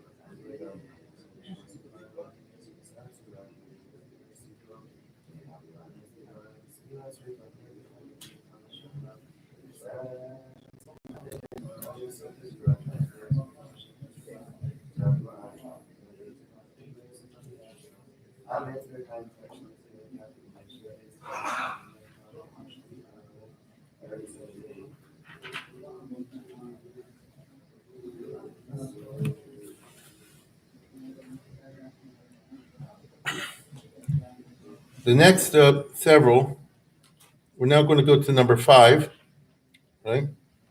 Page 254 in the art scroll. Okay, number 5. And the next 4, as I recall, have a different character. These are by survivors of the Holocaust of the Crusades. Meaning, the poems we're about to do, the Kinos, were by eyewitnesses. And that's a different character. And indeed, it starts off with the survivor saying, how could God do this to us? This is terrible. And the others are saying, don't talk like that. That's not from. You shouldn't say that. And he says, get out of my way. Just shut up and let me talk. I don't care what happens to me. I got to get this off my chest, as a survivor would say. I have kindness against you, the Rabbi Shalom. I have chomas ezek b'shog. I have complaints and violent complaints against you who are in heaven. Why'd you let this happen? It's like a modern psychologist. My ruch, my spirit, my psyche is driving me crazy, and actually not saying it will hurt me. Like they'll tell you nowadays, if you have a trauma, you got to say it out, right? I can't be quiet. It's like having a baby. You tell a woman in the process of having a baby, don't scream. That's ridiculous. You understand? Don't scream. I gotta issue a bitter husband, not just a eloquent husband, but a bitter one. And I want it to be as wide as the waves of the sea. And I want a hesped for my whole community. So here we're dealing, as I said before, with a survivor of massacres. I don't think this is the first time we've been to Tisha B'Av. Everybody knows that you have what they call the first Crusades in 1096, Tatnu. And most of the Crusaders actually left the Jews alone, but one group went down the Rhine River on the way to Palestine.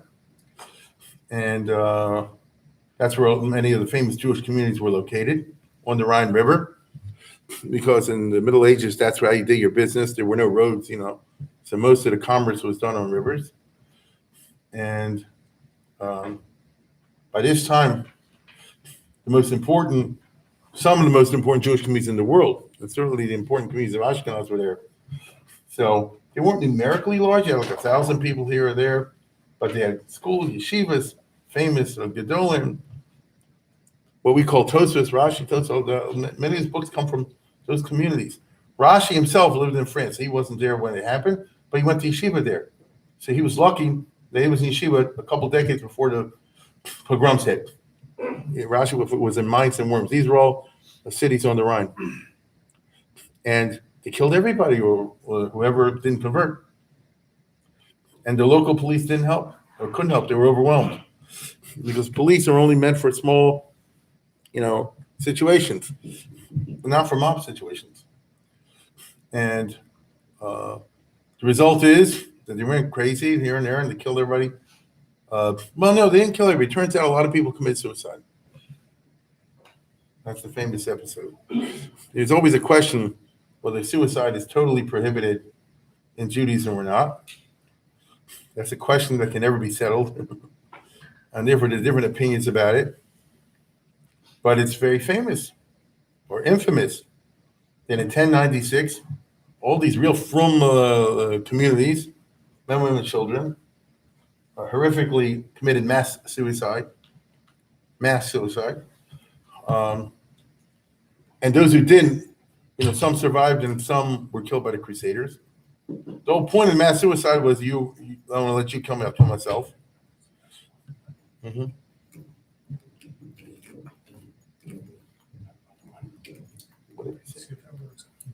Go ahead. Does it work? Can you hear? Is that better? Okay. Thanks to Bill Sachs. But and then you had this, and some people took the other way out and converted, under duress. I mean, you can understand that. And some just survived somehow or other. Some people are in the wrong place at the wrong time. Some people in the right place at the wrong time. When they dropped the bomb on Hiroshima, there was a few people, I don't know how, they're right in the middle of the thing and nothing happened to them. I understand how. So, this is written by one of those. But he wakes up. He doesn't wake up. Then what happened was the mob went through the city, spent a couple days there, and killed everybody, and then proceeded on to the next town. So if you're Jewish and you're living in town A, now it's the aftermath. And it's aftermath like a mini Holocaust of your community. And you say, Rabbi Shalom, what did you do over here? Because the Jews in Ashkelon are pretty frum, as usually defined. It was the center, as we say today, of Torah, Judaism, and all the rest of it. And then this hit. Like, what's it all about? Okay, sure. Great. Okay, where is it? Is this a little close? Maybe I hear an echo. I don't think it. Very good.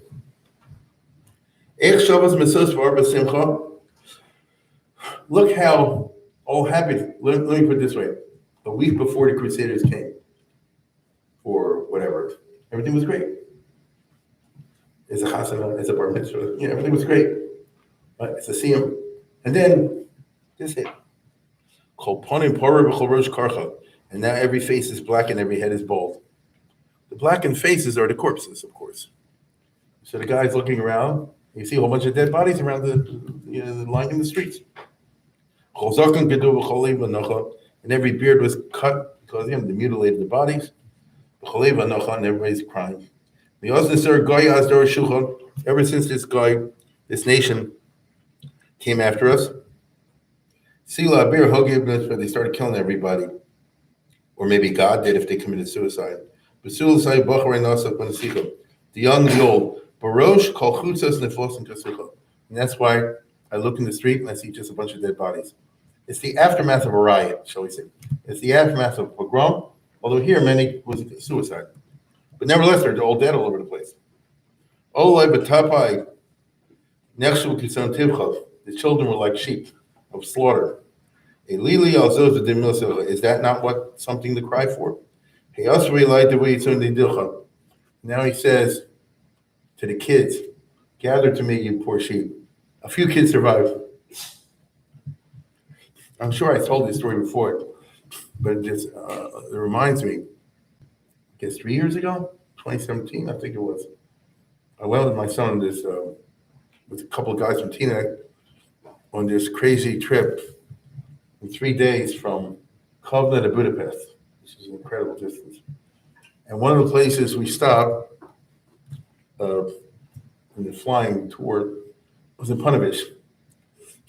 And I've never been there. And it was a beautiful day. In the middle of hot summer, and there was like 70. I still remember, 65. And there's this nice little park there. I mean, we're feeling our way around. And I saw there's a tour bus. It was a bunch of people, old people, looked at me like a Jewish type thing maybe. And I said to one of the guys, go over there and find out who they are. And it turned out it was an Israeli tour bus of old people. They have roots in Lithuania, and they're visiting, like that. It's a tourist thing.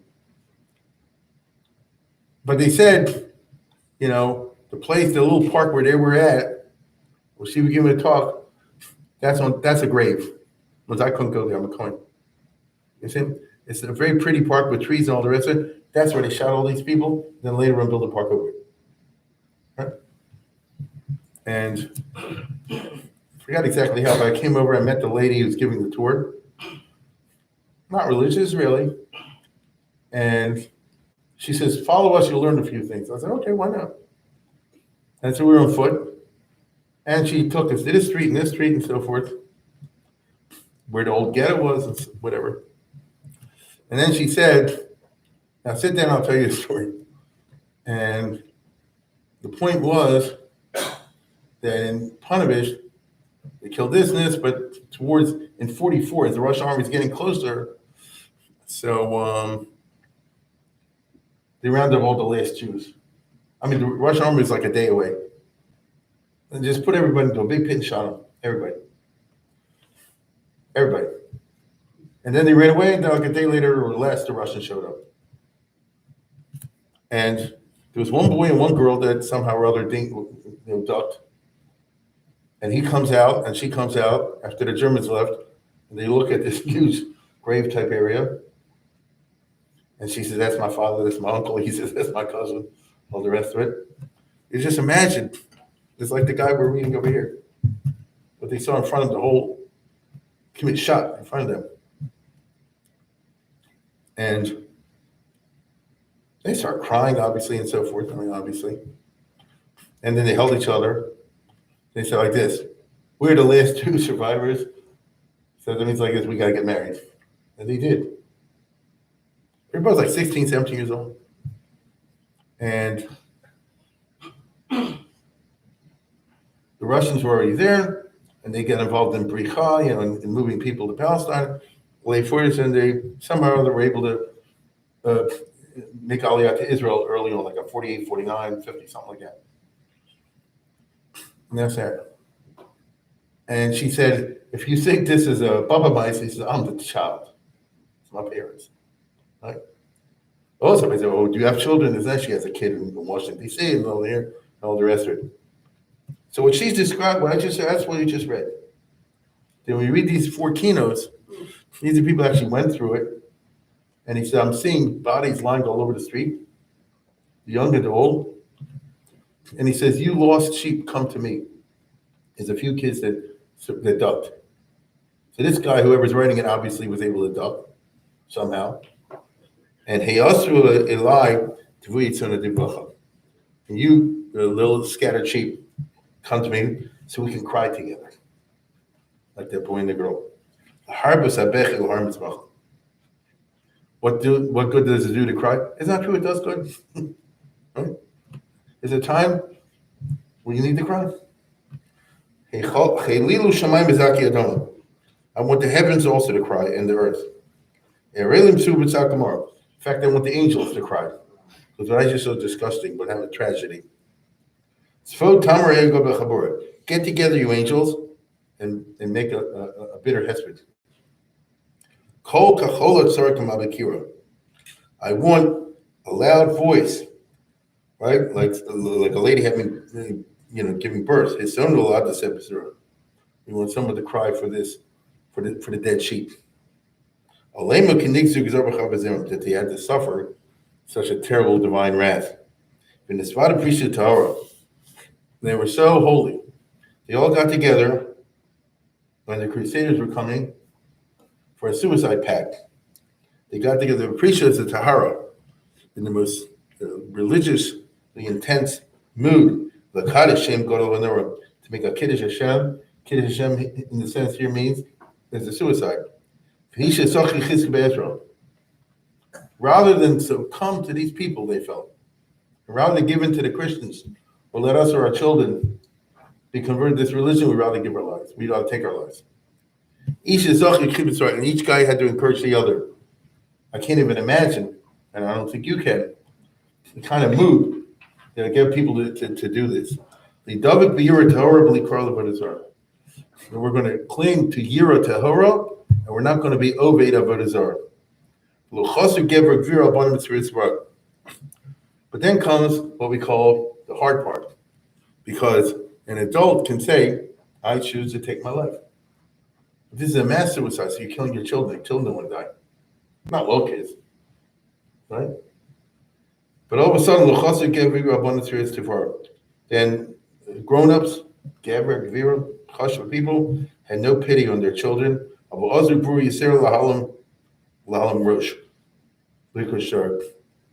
they had their parents, I mean, it's horrific. They had their parents had to summon the fortitude to chop off the heads of their children, the shidra, to sever it from the spine. And they said to them, as they killed them, we weren't worthy to raise you for Torah. So we'll offer you up as a carbonella, as an offering. And don't worry, we'll see you in a minute. I'll be zocha to olam haba, The prophet says, the eye has not seen what awaits the righteous. He said, well, we'll all be there in a second. So in other words, they had that kind of faith, right? So what if we all get killed? We'll be in a better place altogether in 1 minute. So then they all agreed, the Gedol and the Katana. I can't believe the Katana did it anyway. They all agreed. The Kabbalah then to accept the Ava, this decree. The first to go were the elders, looking chashav, the senior citizens. The Crusaders went after them. All kinds of people were killed. The Jews knows, I guess, one group said, we'll fight them off while the rest of you commit suicide. They started and, blood mixed with blood. And fathers who used to be merciful turned 180, now became cruel as they killed their own children. They feast all over, and they asked to cast lots. Because basically, we should never know this. The easiest way to go is get one guy to kill everybody else and kill himself. That's the most efficient way, agree? So the cast lots, who should do it? Whoever got the lot, he cast lot who goes first. And therefore you see young, vigorous, rich teenagers Aliyah Ola Tamim, that were raised on purple wool, like it says in Echo. The well-to-do now we're licking the dirt like serpents dead. And I look in the street and I see Chosin and Kal wrapped in each other's arms. That's a scene by itself. They wanted to go out together. Cut to pieces.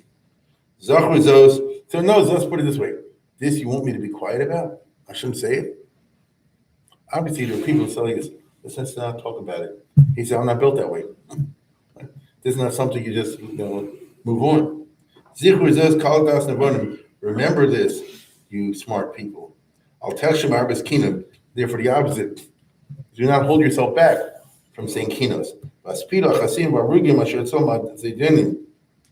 And mourn properly all these Hasidim, these righteous people, because nobody who died over here died for their fault. It was a pogrom.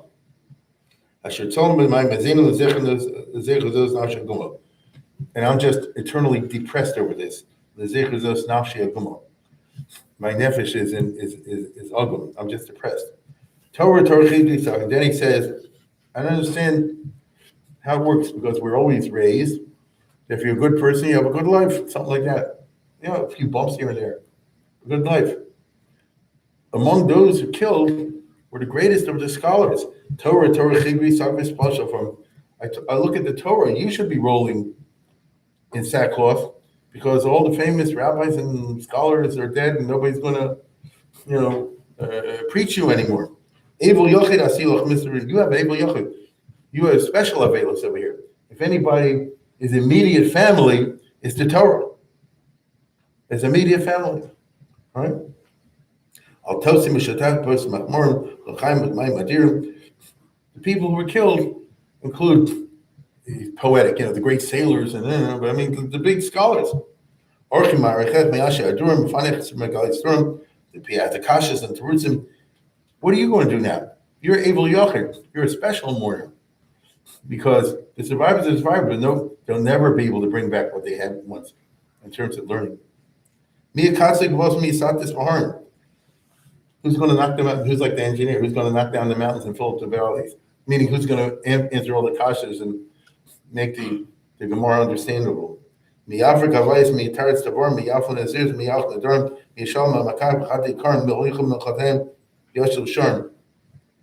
All these expressions. The weapons are gone. You don't have. If you want to know the question, who's going to explain the Torah, expand you anymore? The answer is nobody, because the claim of are gone. Right, the weapons are gone. These people were the weapons. These great, whatever, they're the weapons, and they're gone. Ashrehem maskim karakia zirkim. Now, he says over here, I don't feel bad for them, because they're in a better place. Remember, these are all very religious people writing this. I feel bad for us, that we're these survivors are now deprived of them. They're in a good place in Menuchas. But the Nusarim, we survivors, we're left in an empty world. And again, this is not something that's unfamiliar to many of us, because many people who survived the camps and all the rest of it are permanently scarred. And part of it is they lost all the companions of the youth. Their whole framework is gone. You understand? It's all of a sudden a tremendous loneliness. You get it? The Medivas Nefesh v'Cholom Tzirim, we the survivors are left. The Medivas Nefesh v'Cholom Tzirim, pains, waves of depression, hurt. Kilyan Einayim Talmos learn.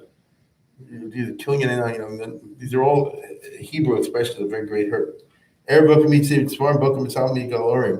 Like it says in the Tochacha, you can't stand whatever it is. In the morning you say, well, it'll be evening. Evening you say, well, it'll be morning. You can't stand the present. And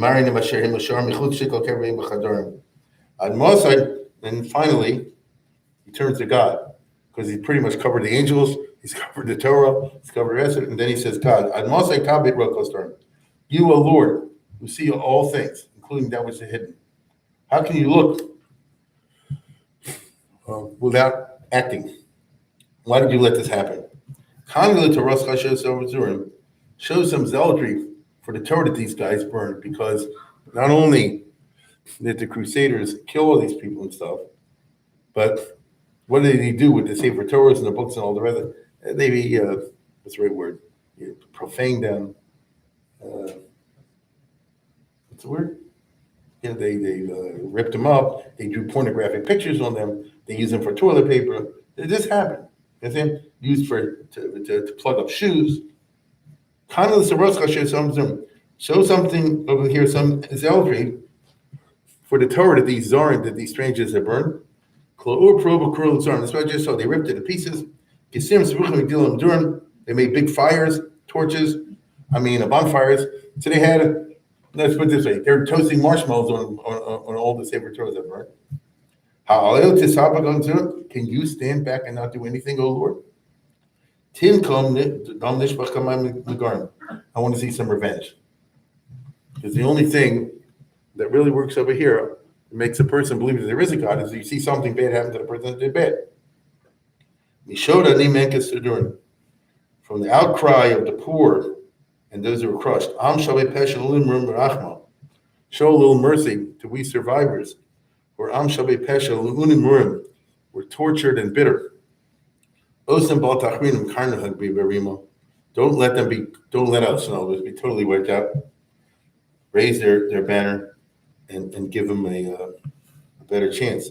But he concludes with the refrain, I only have bitter cries to say. So this is just raw, you understand? This is not a poem or something like that. The person is saying, because he lived through it. As I said before, we have known people in Baltimore elsewhere, back from the Second World War, that went through something like, they may not be as eloquent as this person describing their feelings, but these are the feelings that a person will have. As you know, in the old days, they didn't want to add Yom HaShoas. And so we'll see in another Kinos, so we'll pack it all in the tissue. 22nd Kinot, page 254 in Art Scroll.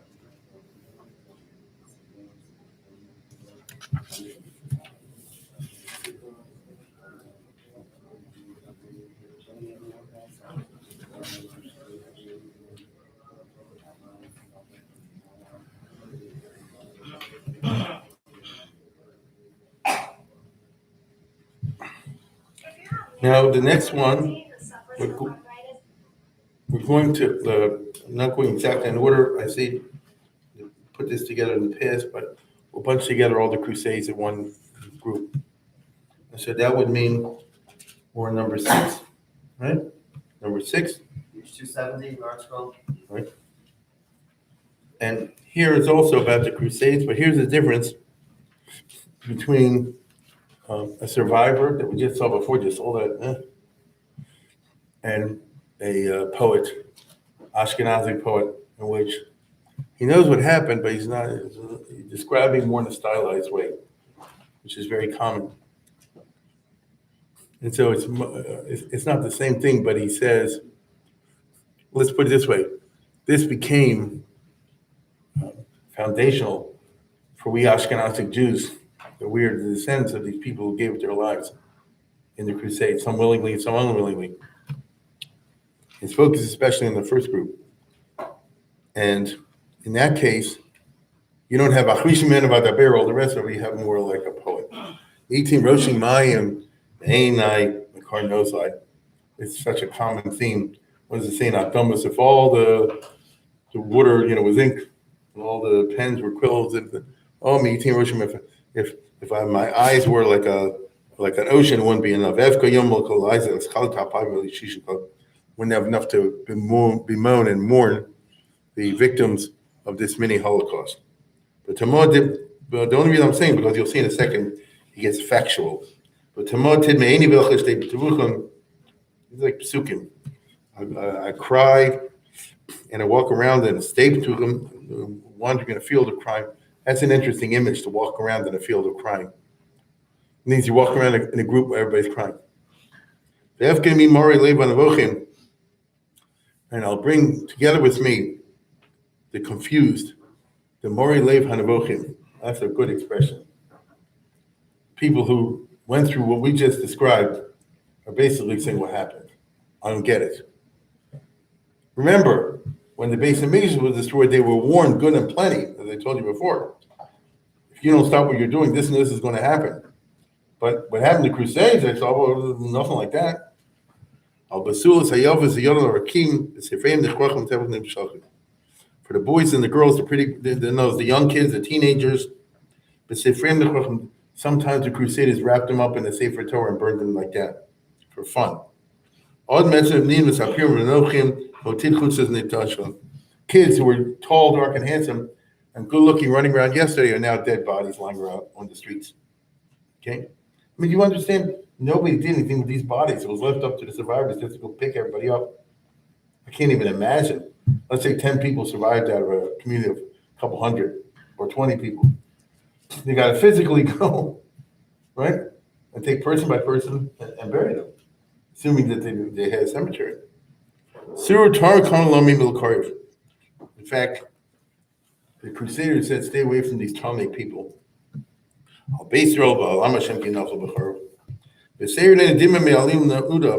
I cry particularly with bitterness. And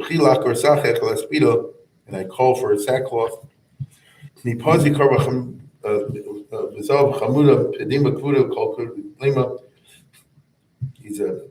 about the Sefer Torahs now that are destroyed.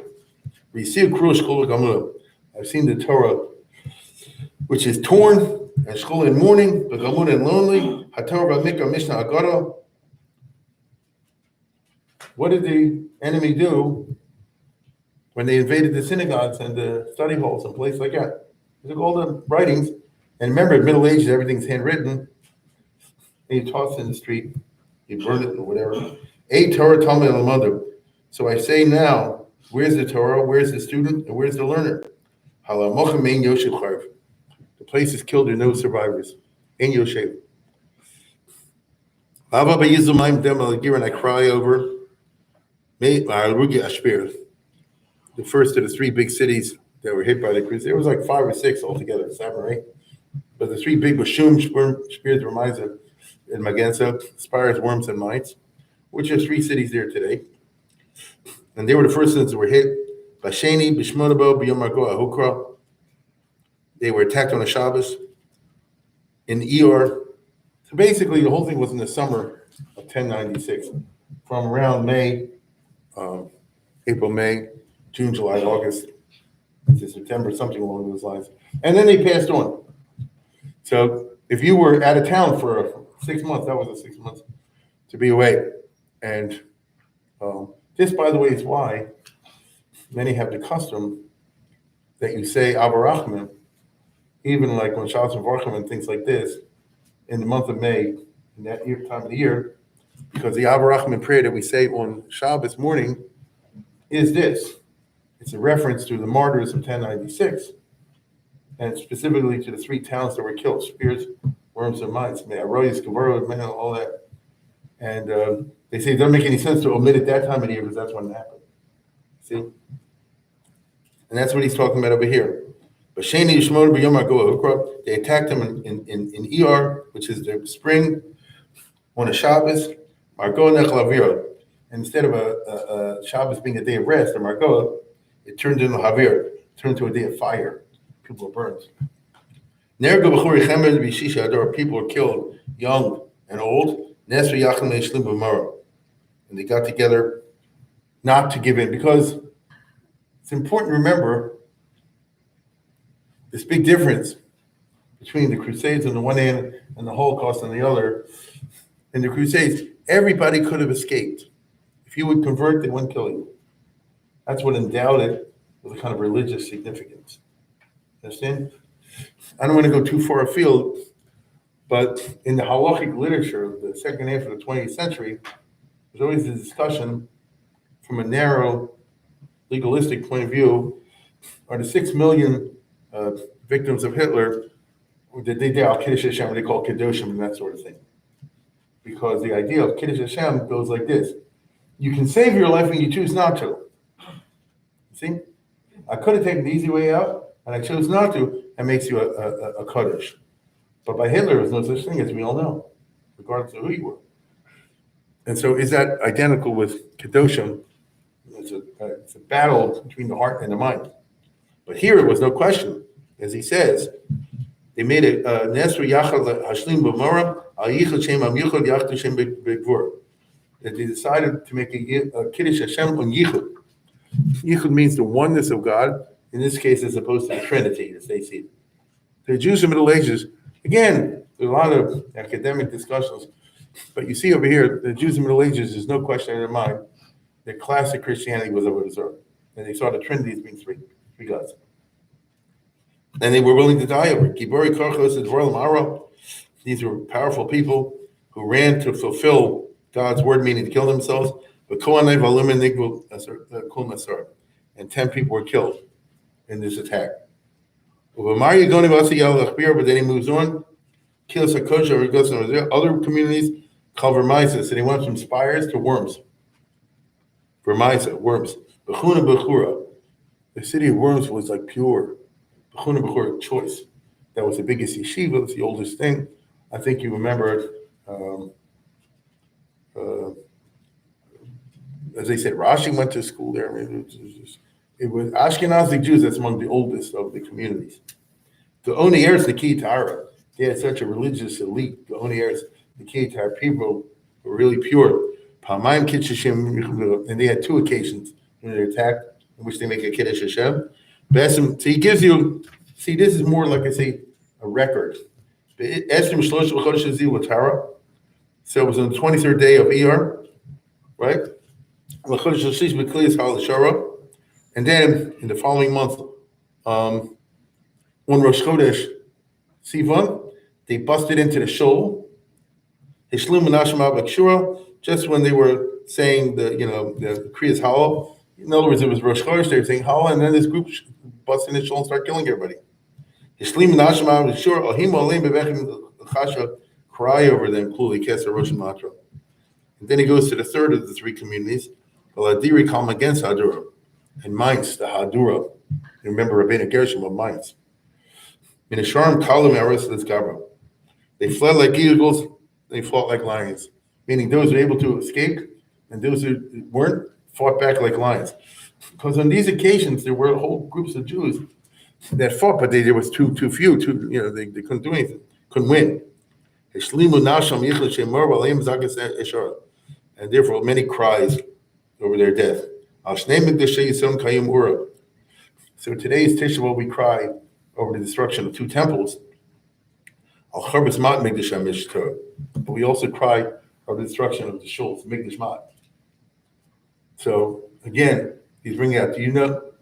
I mean, I don't even want to say this, but imagine a flourishing Jewish community with all the institutions that go on with a flourishing Jewish community, schools and yeshivas and synagogues and I don't know, wedding halls and the whole business, and destroy.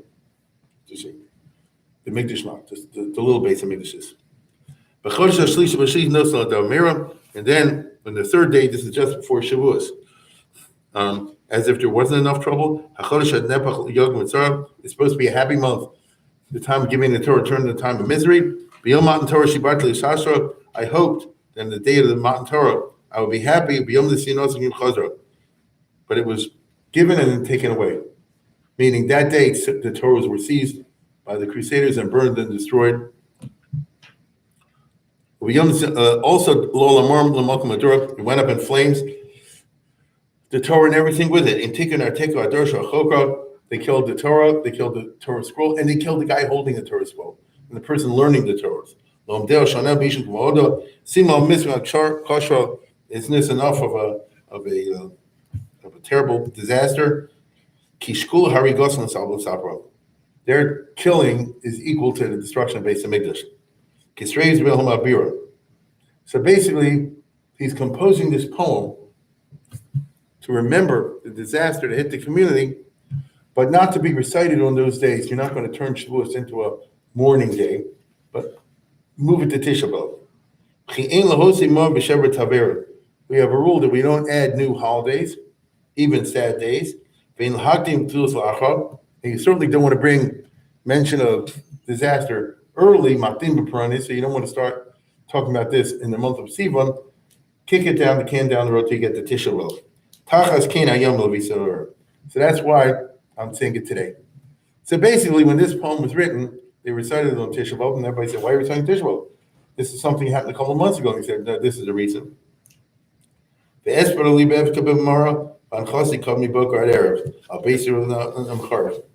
the day I'm moving it to. And especially I'm calling to this because of the dead people that I see around me. Is there anything like the suffering that I've undergone?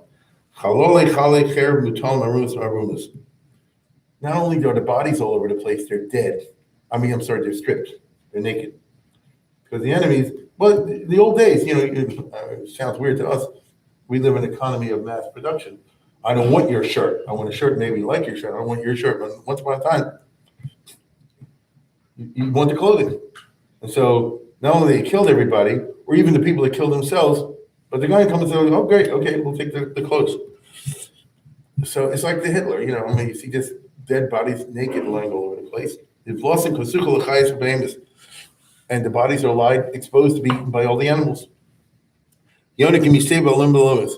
I see dogs and cats eating old people, young people, grandparents, grandchildren. That's what he says. And what are the Christians doing about this? They're not going around saying, oh, what a terrible thing happened. Now I want to point out, it's not the locals that did this. But on the other hand, what they call it, Schadenfreude, the locals are saying, see, your God's no good. Right? You always consider yourself having a real religion. Look what happened to you. You all got wiped out. My neighbors are tormenting me, understandably. Where's your God? You tell me your God protects you to death. If your God's so powerful, let him do a Tchias HaMesim right now. Instead, look at the disgrace that they're in.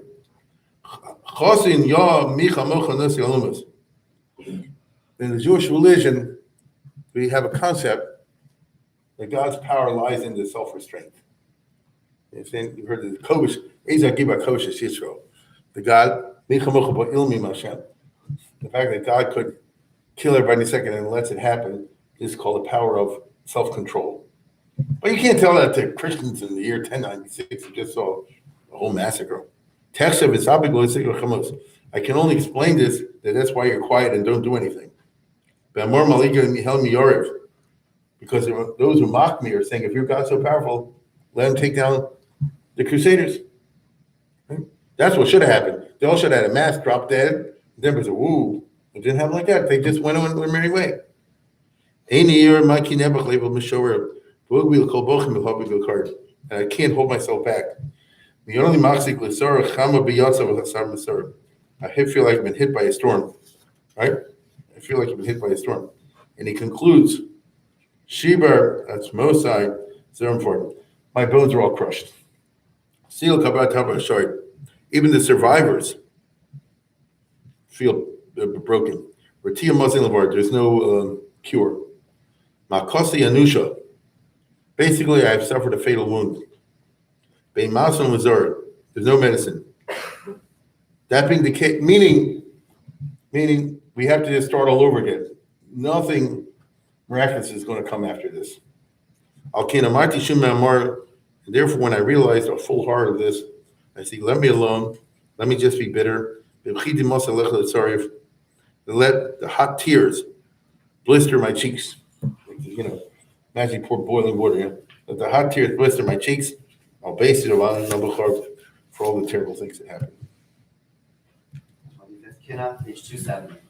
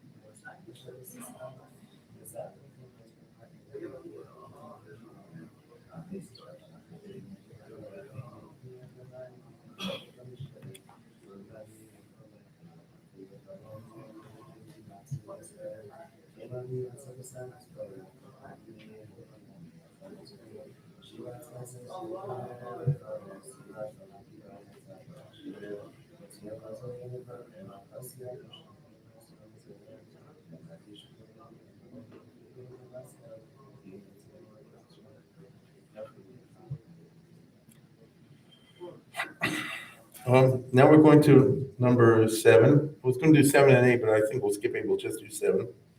Which is the third of 4 kinos about the Crusades. And it shares a character, the first one, which is from a real survivor. He goes into more details than the others. And that's why I'm going to share it. And then we'll move past the Crusades. So we're on page 290. What do you have? Page 292. 292. And once again, you have a survivor, Clonimus, whatever, and it was just everybody was just killed, and mass suicide. I want you to think about that. Imagine if you're in a community, like I say, with 100 families, and let's say, for argument's sake, 70 families commit suicide.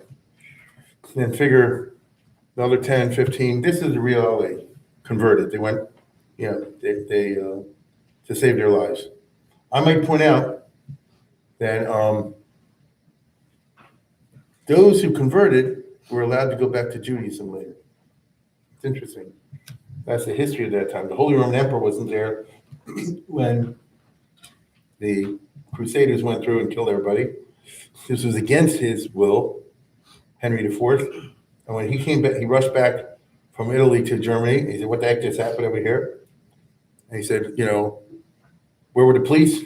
Where were the militia? He was angry.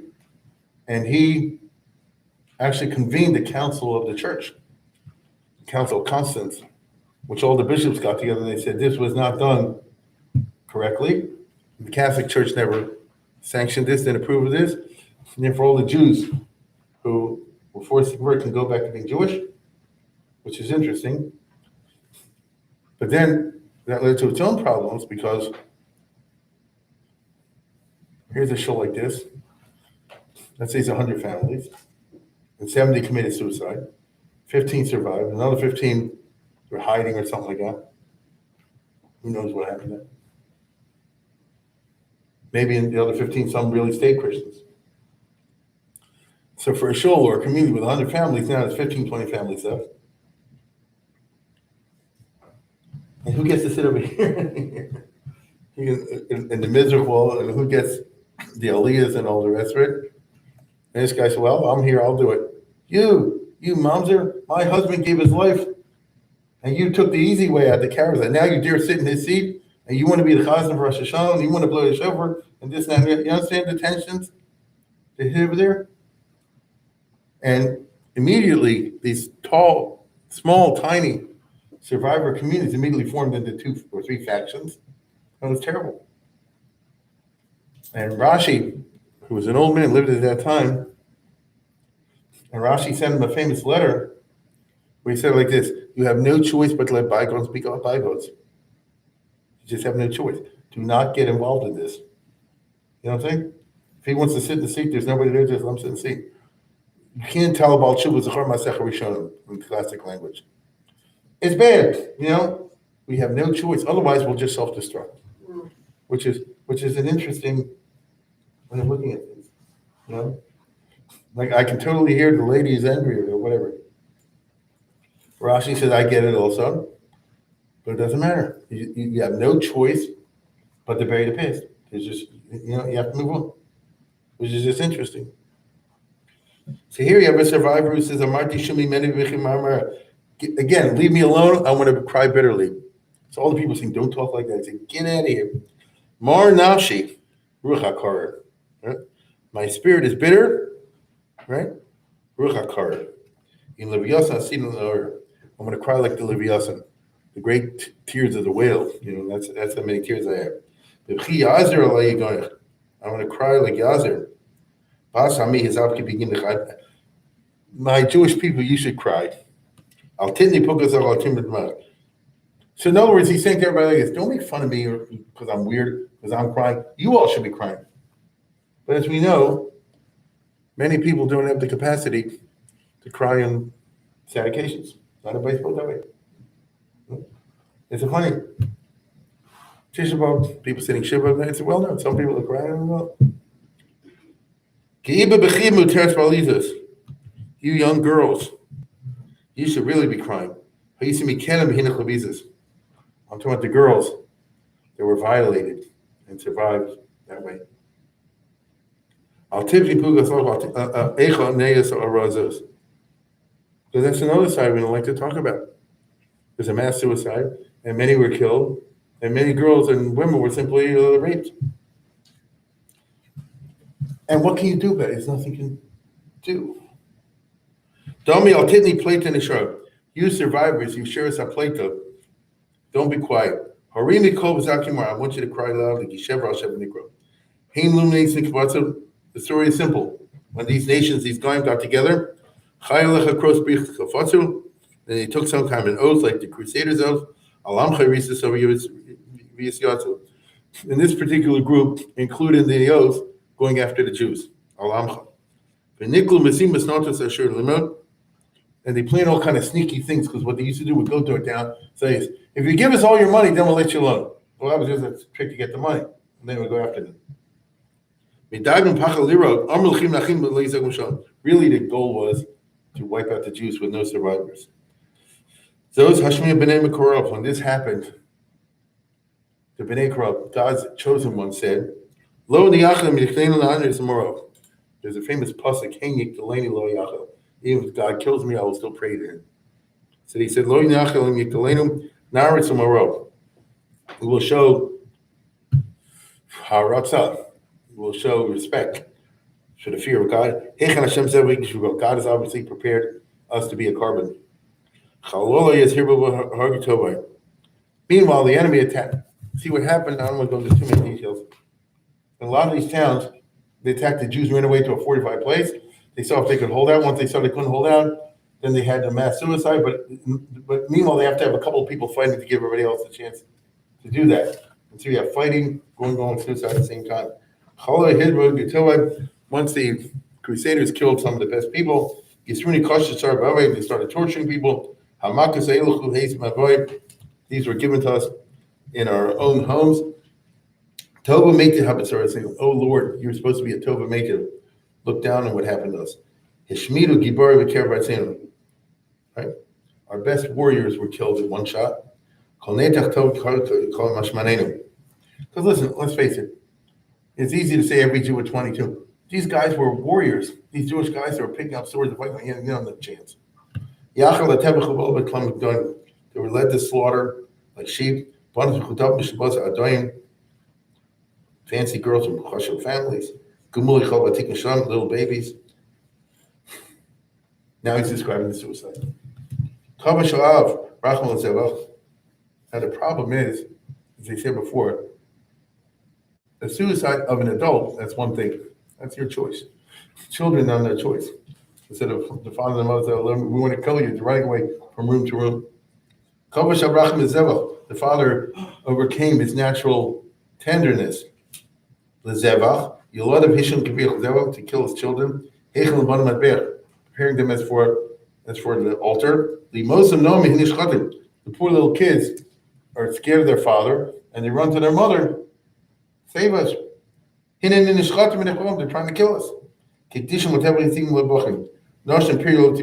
are mothers who raise these children with great love. Who can even hear about this and not break into tears? Right? Because the Shema is supposed to be the profession of unity. They say, I'm shechting you, so you shouldn't grow up to worship three gods. So he says, Shema Yisrael Hashem Hashem Chod. Who ever heard of such a thing? The young teenage daughter, a beautiful. This is a from girl. She says to the father, Shech me, but wait a minute. Like a shochet, has to be sharp. Right? It can't be a pagam. You know what that is, right? The shechita knife has to be a no blemish. And so she sharpens on the grindstone the thing. I said, now you can check me. Then I'll be a real carbon. Right? I am Rasa to Ida. What eye has ever seen this? The mother is just dying away of anguish. This is a moment in Smechel. Also, a bonus Kinos Rusos. These daughters who usually are happy, Kinos Rusos, young girls in the age of getting engaged, they went to the sword. In other words, like I said before, those who were not little kids did it voluntarily. 13, 14, 15, 16-year-old girls. Knusas or Rusas, the father, after killing his own family, looks in horror, crying. No, let's put it this way. God is not happy when he's doing this. Even to the Kiddush Hashem, he's bawling himself. And now he has to do like the Japanese, has to fall on the sword. Right? That means you see him rolling and writhing there because it is, to kill yourself, that was a painful business. So the mother proclaimed Tziddik Adin. She said, God, this is all right. It's more miserable. It defies the imagination.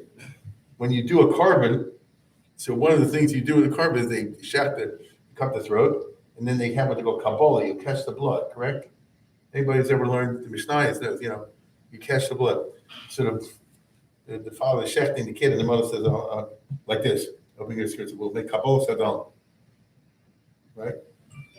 Because the only way this makes sense, if you interpret it as a sacrifice, as a carbon, right? That's how it made sense to them.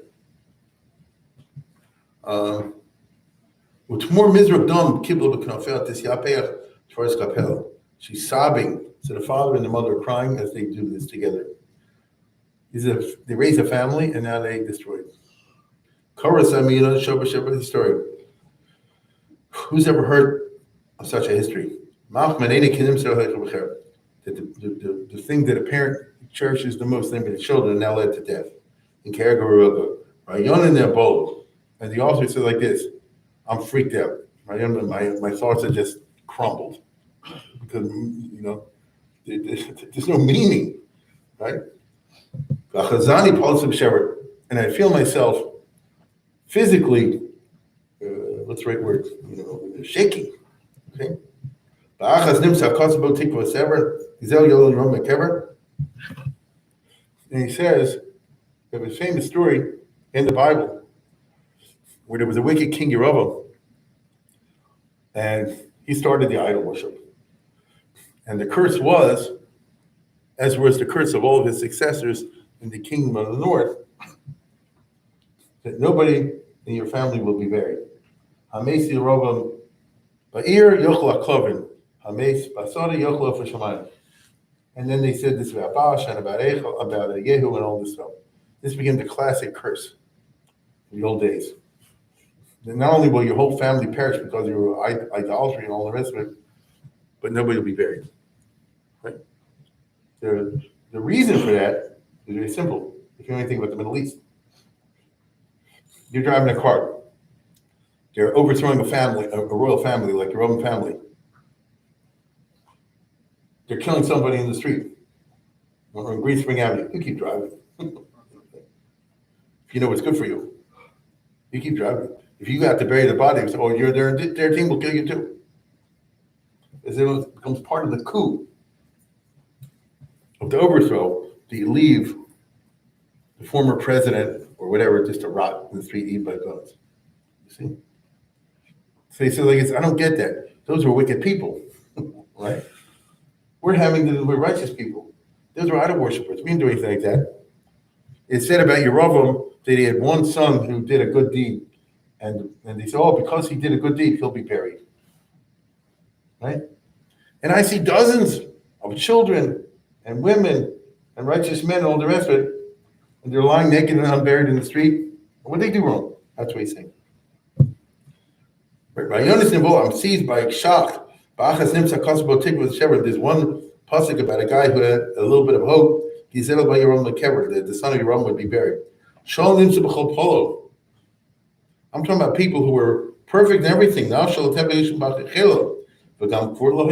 about the front people over here? The pious, the righteous, the good people, the men, women, and children, and they have no burial?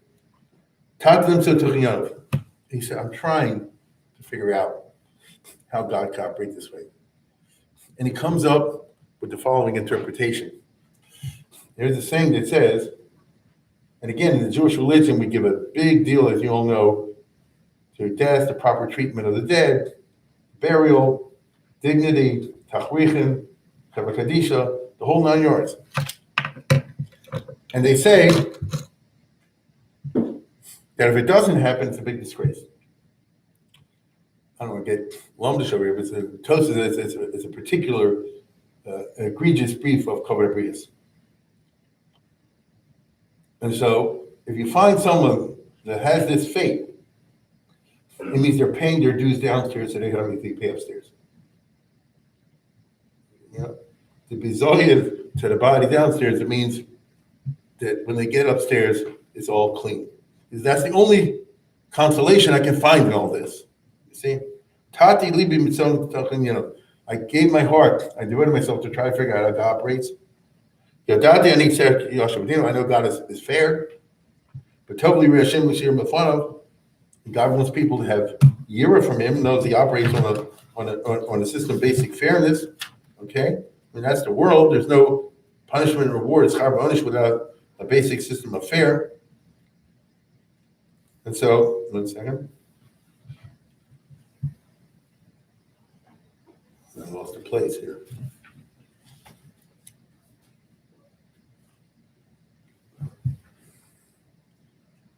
Excuse me. What page was it? Just remind me. 292. 292. Yeah, I know. 1 second.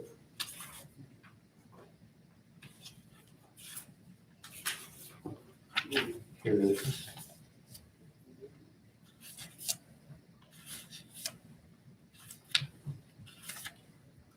Oof. In my book. Well, he was just getting to the main part. Yeah, I see it.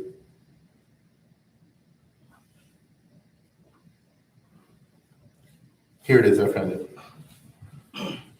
So I'm trying to figure out how God operates totally. He wants people to be good. And I also know that no one is perfect. The greatest tzaddik in the world has one sin, 2 sins. No? Kedosha lo yamin. You can't even trust the kedosha. Hashlem avonos l'sira. And God judges people like that. Put the Sarah very narrowly. So let's put it this way: the most righteous individual in the world one time did something wrong, so somewhere along the line has to pay for it.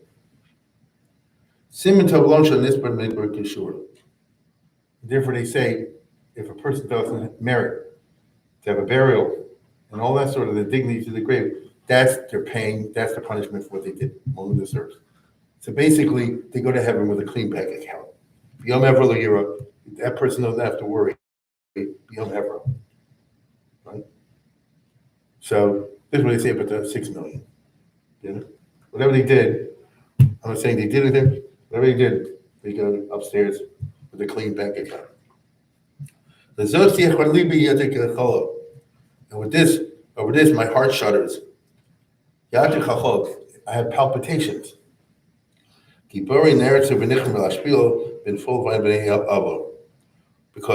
all the great people, the heroes, have fallen before the wicked. But what bothers me is that God doesn't do anything about this. How long are you going to be like a helpless giant? That's a oxymoron. If you're a gibor, you should be able to be Yoshia. If you're powerful, you should be able to save. So how long are you going to make yourself a helpless giant? Let's see some revenge over here. Okay? As the King David says. And the come Sophia, I want to see some of the come. The come the must amaze my eye. I want some revenge because he's helpless. I always like to point out, not happy in the real world, like in those days. Let's say you had a store, and let's say there was some kind of pogrom or whatever in the city. Your family was killed, your wife was violated, this, that, and the other. And the people who did it are your neighbors. And then it's over, and law and order is restored. And you bury your dead, and you clean up the blood, and you set your store up again. What else can you do? And who shows up on Monday morning to buy a carton of milk? And what can you do? The answer, you can do nothing. In the real world. Except to pray to God and say, well, why can't you strike these guys? You get this, the voice of the helpless. Voice of the helpless. Hashem can give or say, pay up some IOUs over here. Shover tochstar chova tikra. Tear up the shover. In other words, what's it? When you discharge a debt, then you tear up the note. Tear up that note. Discharge the debt. Make these guys pay. Shvor gzar dinenu hora. Meor kesikesh maziv tikra. In heaven, when God killed in a fire, He gave the Torah. Surrounded the Torah with fire. Shalom yishalom avisabeir. We have an expression. Shalom yishalom avisabeir. He says a fire has to pay. These guys set a fire and destroyed my whole community, my whole family. I want to see them pay.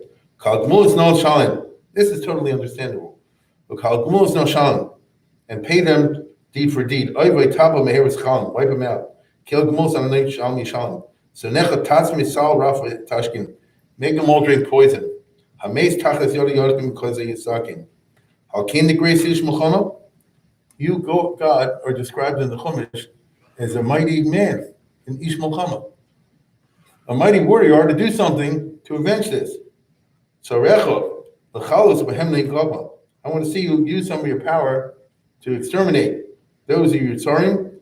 Nokim Hashem balchema. Kanu l'shem chabur choel. And at least do it for the Chil Hashem.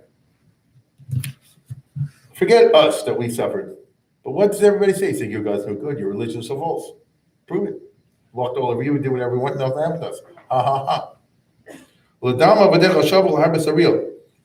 And do something for the Chil of your name and for the Chil of the Beis HaMikdash, Chabas Ariel, when the coming of Bnei Yisrael. And finally, the last paragraph, he says, what inevitably happens. You can only keep this rage going so long. That's the way people are. And they get tired. The laziness is called law. I'm actually too tired to bear this anymore. I spit out what I feel, and I've said my piece. The laziness, I just can't deal with this anymore. Maher gulas v'tachas shamar. Bring the geula ready. Ki yom nakam believe yishnas kol libo. Because the day of vengeance is in my heart, but the year of redemption must arrive. It's just nothing but bitterness. Page 292.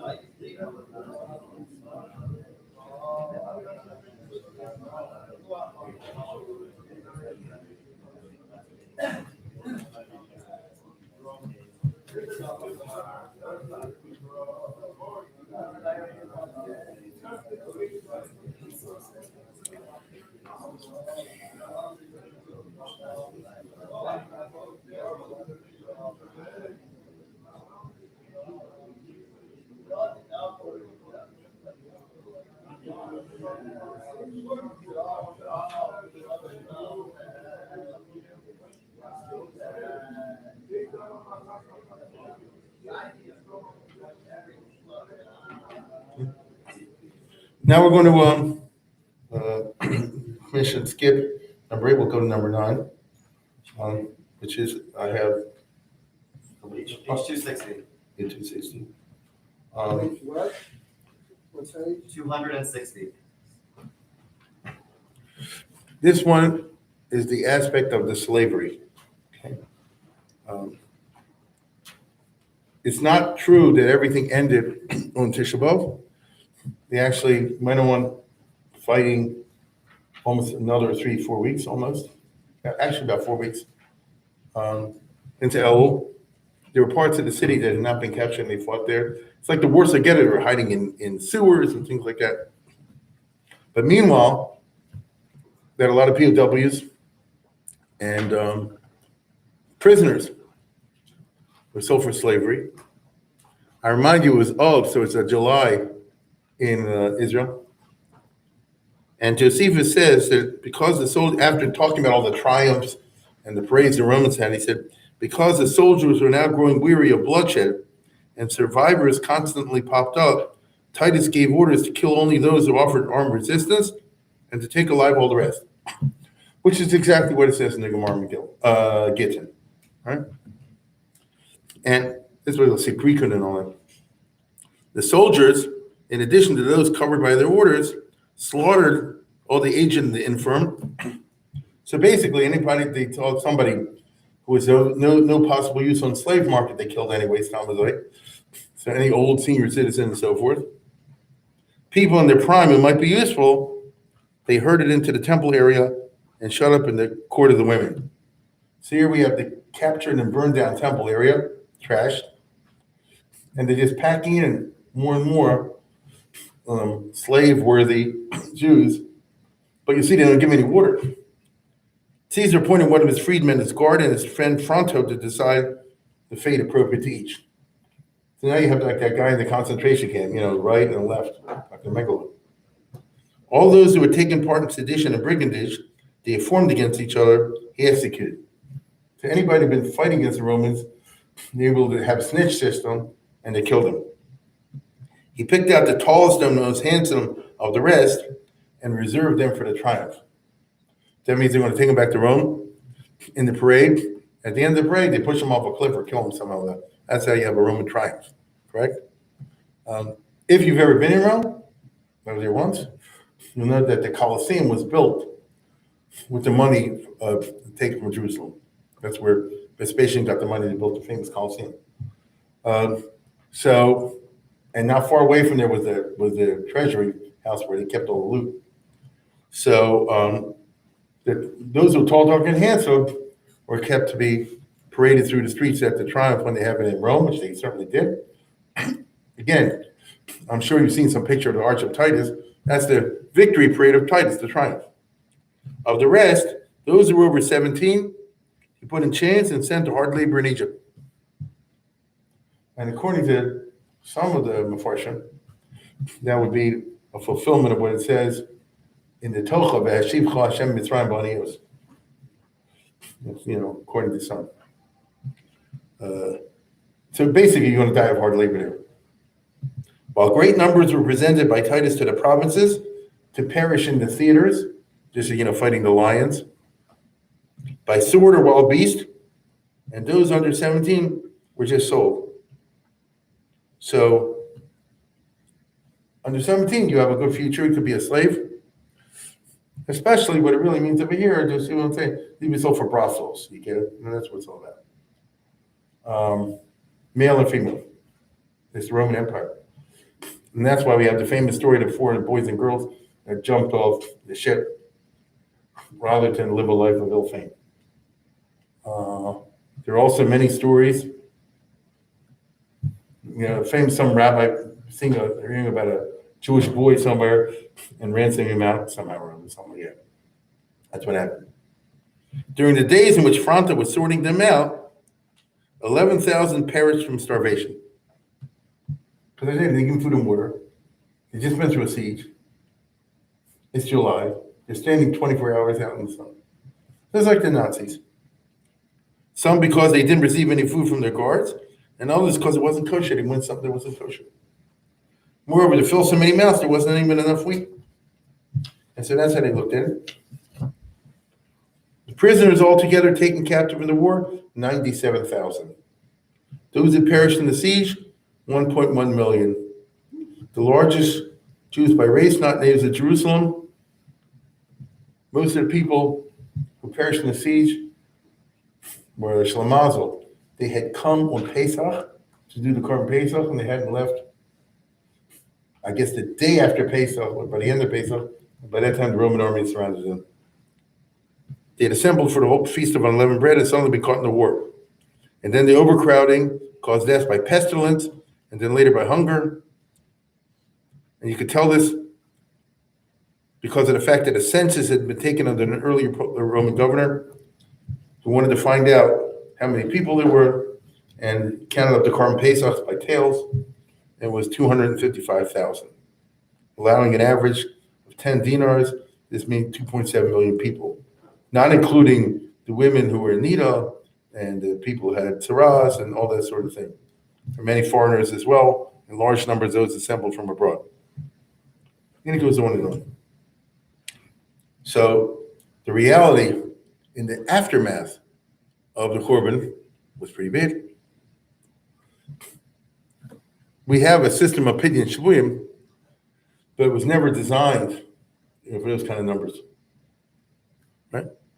So the Jewish communities did what they could.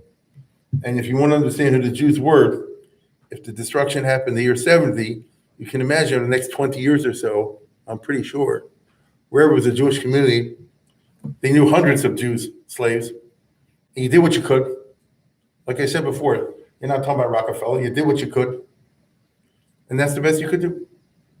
So we don't know how many ended their lives in slavery or lost their Jewish identity, and everything, caught up in the gigantic Roman slave system, which was a gigantic enterprise. I think you know this, right? Slavery was a huge part of the Roman Empire. They bought and sold people all over the place. And who knows, there's just 100 novels waiting to be written over what happened to these people in this place and that place. So in the Kinos, it's poetically evoked by the famous story from the Gemara. I think this might be from Yehuda Levi, and about the Kohen Gadol, the son and the daughter, were captured by 2 different guys, and they wanted to make them together, and then they discovered who they were, and they perished, right? According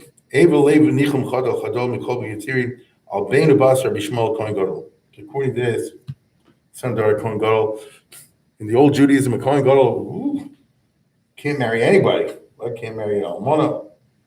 Super pure kimbasul miyama yikach isha.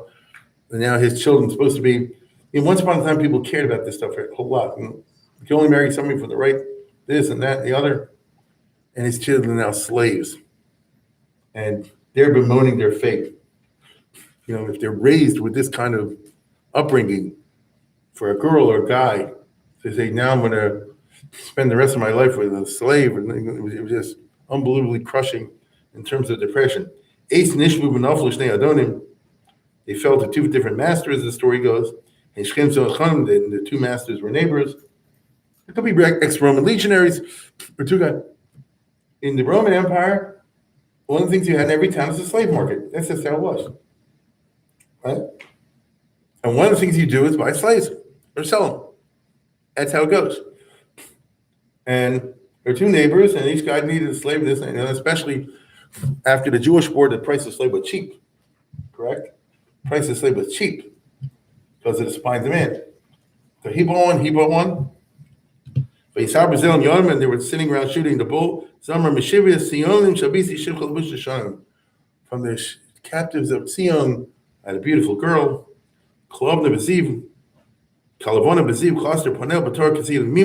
She's as beautiful as the daughters of Job, Yemima and Shemima.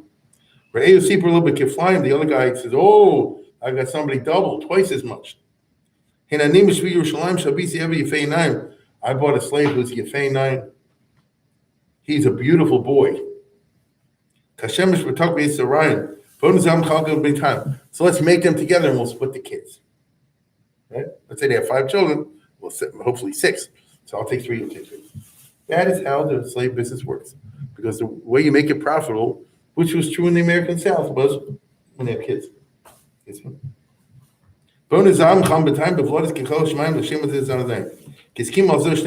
agreed. So they put them together in a room.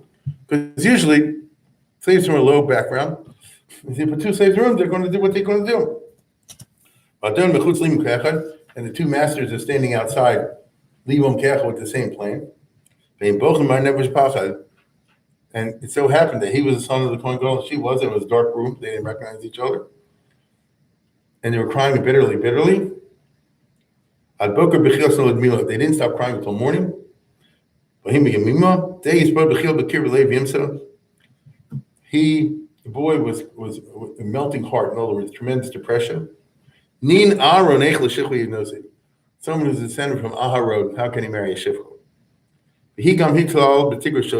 And she also separately was crying terribly. Because Aaron's mother is Yocheved. Correct? Or Booker said Kikiru. Now the idea is they didn't do anything because they were both crying. And when the daylight came, they could see each other. Hoi achi, hoi achos. It's my brother, it's my sister. And they clung to each other. Like I told you happened in Panavision. They just clung to each other and cried. They cried so much that they died from it. So 2 young, healthy people. It's just a tragedy, you see. When Yirmiyahu heard about this, and this is anachronistic. I mean, it's the second temple, it doesn't matter. This particularly was something to cry over, because Yirmiyahu is also a Kohen. Right? And in my heart, it's a permanent wound. Kaviyah is like a burn, like you imagine. I mean, it's not possible. Imagine you brand on a heart, the pain, right? That's the famous story. It's a taste of the slavery situation post-Corbin. Kinot, page 260.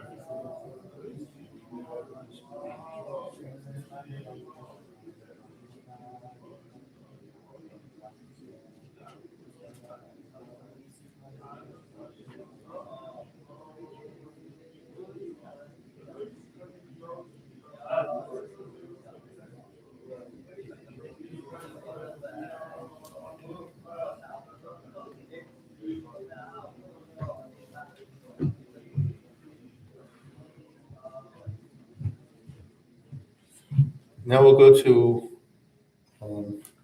number 10. Well, give me all. Page 278. This is basically a retelling of a measures. This must be from Kaliri. The measures actually penner. Basically, first of all, the great poets, when they have like these midrashim and chazals to go with, it makes things easier. The big question was, what happened to Zechus Avos? Zechus Avos. And in this medrash, you said, what's with the Zechus Avos? God said, go mobilize the Avos. But it doesn't work because Avram said this, and God said, well, you did this wrong. And Yitzchak said this, I was willing to be on Akedah, and you did this wrong. And same to the Yaakov, one after the other, and shoots him down. Until, very dramatic, Rachel said like this, what I did for my sister, because I was in love with Yaakov, he was in love with me. And really, the story should have been that Yaakov and Rachel met each other, fell in love, and got married and lived happily ever after. That's what it should have been. Right? And they both wanted it. But in the famous story, she felt bad for the sister, so she gave him this money. She says that sacrifice nobody's ever done. So they gave away all my happiness. And God said, yes, you got me there. Because of that, I'll make sure that this is only temporary. That's why I have Rachel Mavakel, and so on and so forth. So it's not exactly the way in this poem, but it says, also, Ba'aloch Yirmiyahu Kibriyavos. Yirmiyahu, according to the story, goes to Hebron, right? Even though he was really in jail. But maybe it's immediately after he was let out of jail when the Babylonians captured the city. They actually treated Yirmiyahu with kid gloves. The Jews wanted to kill him. The Babylonians treated him great. Reading there, Nebuchadnezzar Ron says, whatever you want, I'll do. My orders are to take care of you like a kid glove. Whatever you want. So, according to this, he travels to Hebron. He goes to Mars Machpelah. Atzamas Chaviv was the beloved bones. So it was Avraham, Yitzchak, Yaakov, and so forth. V'neichem gal batechem charebas. Your children are not going in the galus and the base of measurement destroyed. What happened to the Zechusavos? Go Kolmikin. The Hasidim table is sent from the Rebbe. So it didn't send from Avraham, Yitzchak, Yaakov. Go Kolm Bekinim al Chesron Banim. They're all crying because of this loss of the son. So Avraham, Yitzchak, Yaakov go and complain to God about their missing children. What about that? And God answers, they did idols. They exchanged God's glory for nothingness. And they didn't give a darn. I turned my eye away from them. I gave them certain punishments and it didn't work. How can I just forgive when they say lohu? God doesn't exist. So Avram gets in the act. Avhamon. Chinim Pnei Ram, he breaks God. Chinim Nuseis Yesa Bechinas Avram. Didn't I go through 10 Nisayans? Isn't that enough? And now I get to see their destruction. I have Tochas Altira. Didn't you promise me Altira Avraham? Don't be afraid. Scharcha Harbi Mode. Now it's all getting destroyed. And God answers back. Tol Vodazar. It's their fault they didn't Vodazar. Yasu Lachsa Boris Nishbot. They conspired to create new religions. But yeah, there's a difference. The Imam from Rambaka, the 10 Commandments, how can I let that go? So Avram struck out. Then Yitzchak steps forward. What about the Akedah? Was I taken to be shechted for nothing? I was ready to die. Now my children now have to suffer. I have tachas bris Yitzchak. Didn't you promise you would fulfill the bris with Yitzchak? And again, God said, well, they earned it. Martyrdom, they rejected Jeremiah. I sent them Jeremiah to warn them. But Timu Hamriya, and they turned the whole base of Mish Tameh, because if you know the book of Yirmiyahu and Yechezkel, they did all kind of bad things on the Temple Mount. And the lazy is so God said, I can't take it anymore. And how can I let it go that they murdered the priest and prophet Zechariah there in cold blood? Nobody did anything about it. So then Yitzchak struck out. So then Yaakov gets up to the plate. Yulad B'Silv, he who was born, learning the most Kesana and crying. Look how much Sar Gidol Banim I went through with Lavan and Yosef and all that junk to raise the 12 children. Now they all get killed. And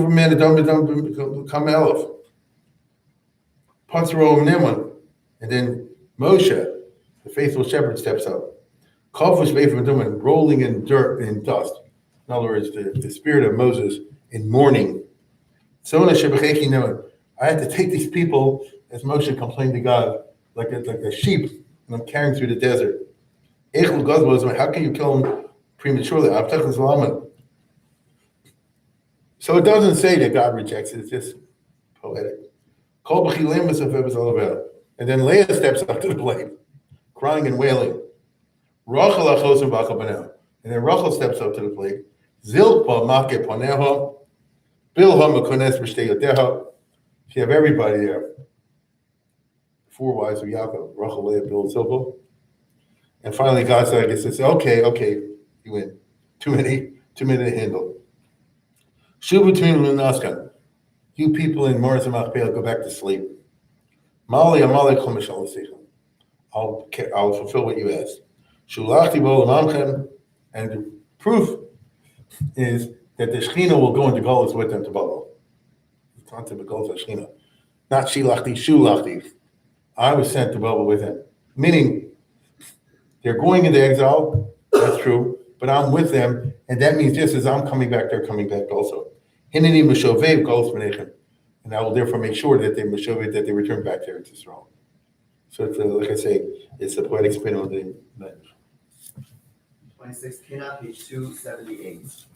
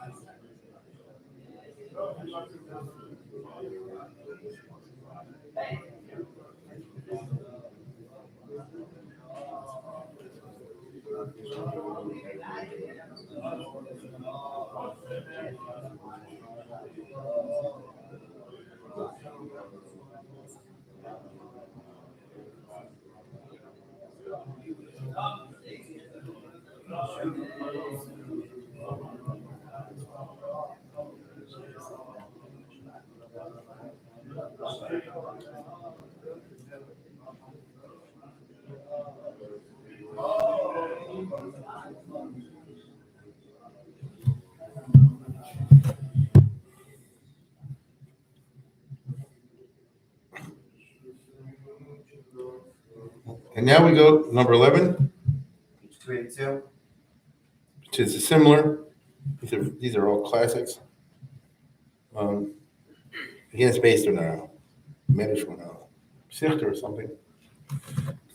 Versus also Sefer Yafa Ketirza. The Jewish people call Yafa Ketirza, as beautiful as the famous Tirza, famous for beauty. But Malo Sevek, the level of sin reached a certain point. So basically a tipping scale. This is from the time of Josiah, Yeshayahu, when they found the Torah scroll, and the prophetess Huldah said, "This is to indicate you've reached, the limit. One more point, and you're doomed." The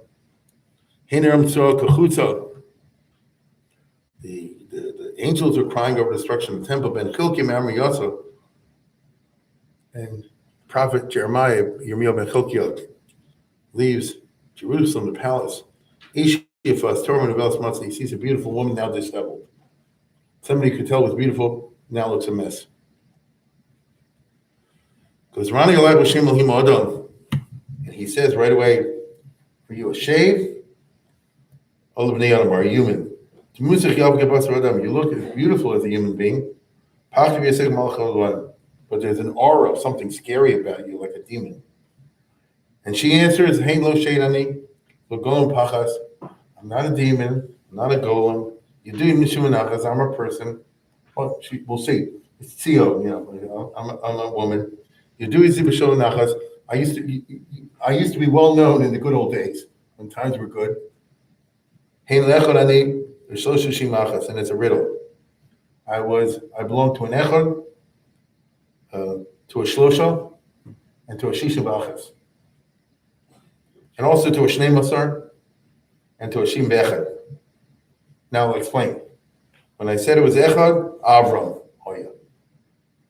Shlishas, shlosha tzava shlishia. That's the 3.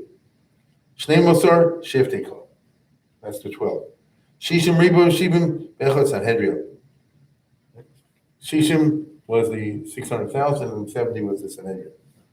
So basically, it was a time when times were good. And now I'm disheveled because I've been destroyed. And Jeremiah says, "Tami akshivi v'azik tshuva." Use some sense and do some teshuva. Yanaseh kol shuv. You used to be so chashuv. Think about where you used to be. You used to be top of the line. Yafalach beltzis b'tova. Somebody like you is more natural state to be in good times. The lowly koryot basa shaveva, not to be called the lost one, basa shaveva. And she responds, "Eich esmach v'kolim moraim." How can I be happy and raise my voice? I'm Sion. My children are now captured by the enemy. My prophets are destroyed, and their blood is rolling all over the place. The king and all the princes are now walking around with the chained the collars of slaves. In degradation, right? Malone, Mikdashi, Bamani Nudar. The temple was destroyed because of my sins. My friend, my boyfriend, with whom I used to have a good time, me and God, hit the road. No Mali Balkarki Shuda, my beautiful home, is now destroyed. Rabasi Yom Echa Yashavod, and as Yirmiyahu himself said, Rabasi Yom Echa, look how desolate the place once was. Look how desolate it is now, the place that once was thriving. Shah Isha Lenovi Yirmiyahu. And the woman said to the prophet Jeremiah, if you're a prophet, put in a good word for the Maka Sorania. We who are like a tempest-tossed ship. I need a Sorah. It's a good description of Jewish people after the Churban. There's like they're tossed back and forth. Can they have no stability? Let God say enough and save me from this situation. So Yirmiyahu said, okay, I can do that. He started davening for God. Oh Lord, have pity on them like a father would on a child. So God replied,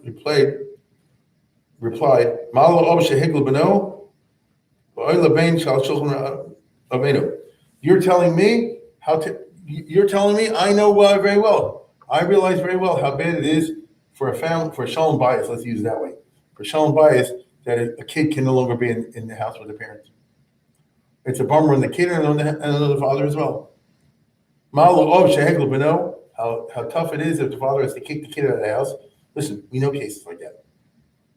Right? Sometimes a family situation could be of such a nature, it's like the worst. It's not necessary to kick the kid out. There'll be drugs or something like that. Right? And it's also bad for the kid. So God's saying, you're not telling me anything I don't know. And then Hashem says, according to this poem, go and mobilize your big guns. Go to Hebron, to Martha Machpelah. Lech krolo avos, and to Aaron and Moshe. Right? Invoke your zechus avos. Rom yavo kino linase. Tell the shepherds of the Jewish people to come and say Kinos. Ki zevi eretz hovos. Tell them that the terrible wolves have ravaged the sheep, and we need the shepherds now to rescue them. Shoger Yirmiyahu Novi, Amachpelah Kol Noam Golabi. So he ran to Martha Machpelah, screaming, Tnu kol b'bchi avos atzvi. You forefathers of the Jewish people, Abraham, Yitzchak, Yaakov, and so forth. Avos hatzvi, the fathers of the land of the tzvi, right? Which is the land of the deer, or the land of glory. Tol b'nechem maharikim shvevi. Your kids are going off the derech. Now they're in terrible captivity. You can call them over bris. If they were a regular person who violated a bris, it's true, but you have avos with whom you, God, made a bris. And God answers, what can I do?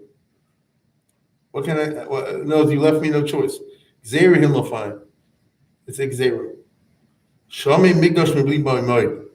The base of Migdash has been destroyed because the Jews themselves never were faithful to it. Okay. Al Kiyadim Nitnali Moed. Because my holy ones have faltered. So it's their sins. So it's a classic case. They lost base because of their sins. Teshiv Me'od Summit B'Soid. So then Yirmiyahu ends, and maybe the poet ends. Teshivim Me'od Summit B'Soid. Oh Lord, who, if you want to, you can be a Somich B'Soid. Somich means you hold up the faltering, and so means you help along. So if the kid screws up, sometimes a father can hold the kid up from falling. So you do like that. Terachim Tzinki B'Moed. 27th Kinot, page 282.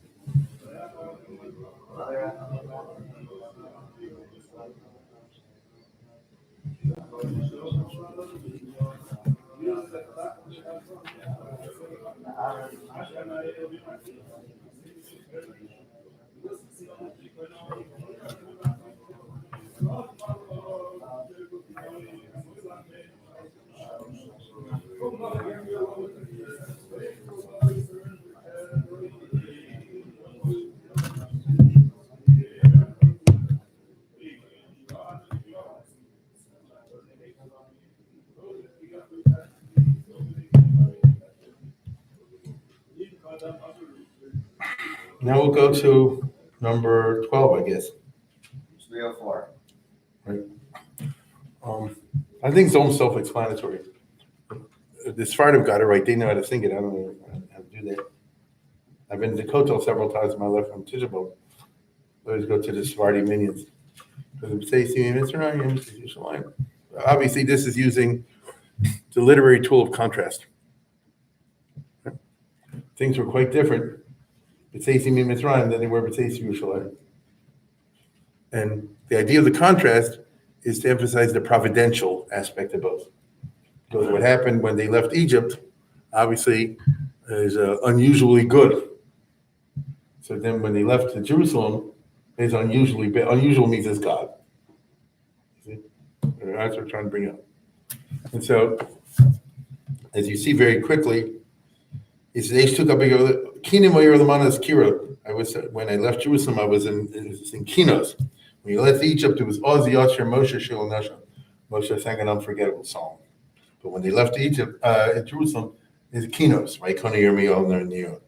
Basis come to Shachan Onan, right? When they when they left Egypt, they built a Mishkan, Shachan Onan, and the Onan came down there. But when they left Jerusalem, Hamas El Shachan Ol Onan. He had the Hamas, the hate, the anger of God. Because the things we describe are just not normal sufferings. The Red Sea rose in great walls by one. Zunu Shatava Roshi Tzavo. Waves of persecution by the other. The Gan Shemai Mitzuri Yozumayim. He had Mon. He had miraculous food by one. Lanamar Maim Run. And he had starvation by the other. Hashkim Beresri was Harchorev. They were at Mount Sinai, dwelling there. Korei Level Neros Bubble. But when you left Egypt, you ended up in Bubble. On Har Sinai, they saw the glory of God like a fire. But what they see when they left Egypt, a different type of fire, like a sword. On the one hand, the most choice of the youth of the Jewish people were taken out like sheep to be slaughtered by the other. When they left Egypt and they went in the desert, they had all these holidays they were given when the Torah was given. Tainus, Abel, Redofa, Hevel. What do we have from Tisha B'Av? Tainus, Abel, and Redofa, Hevel, chasing after Narishkeit. That was the cause of Tisha B'Av, chasing after Hevel.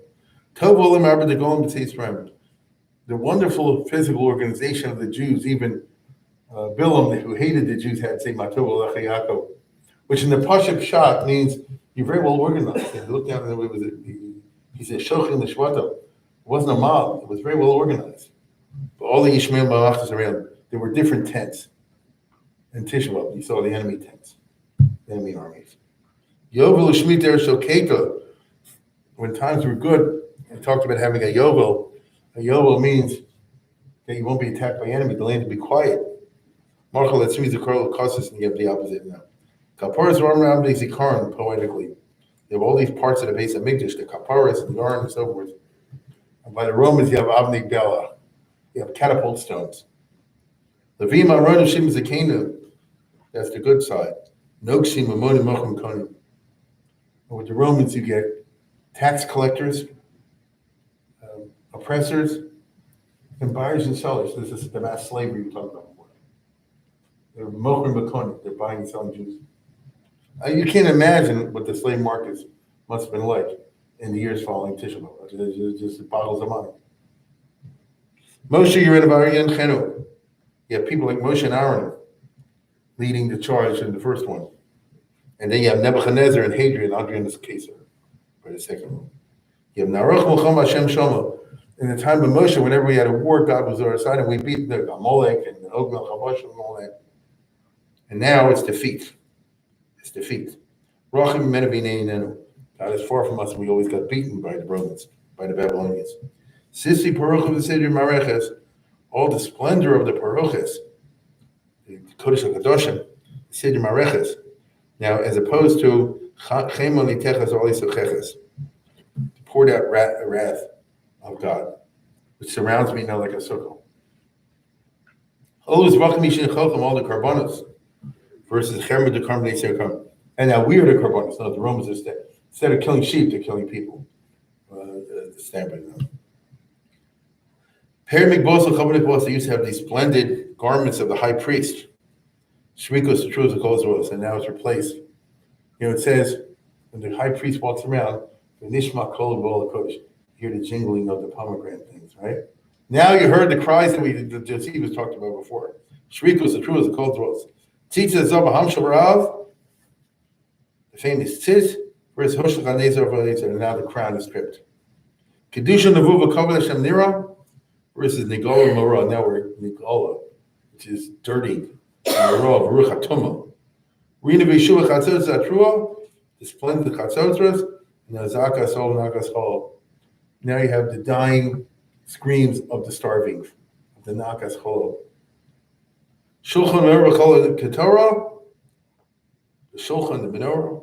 Now you have Elil B'Toeva, Upesa Matzeva. Because when the Romans captured the temple, they brought in all their standards, their eagles, and all the rest of it. I don't blame them, that's their thing. And now we see a picture of these meats just covered with Roman eagles. Right? And that's why the end is always Torah to the Klei Chemda. That when they left Egypt, they got the Torah, they got the Uda, which is the mitzvahs and the Klei Chemda. But we hope Sasa B'Zibcha Nasi Adonai. Page 304, 31st Kinos.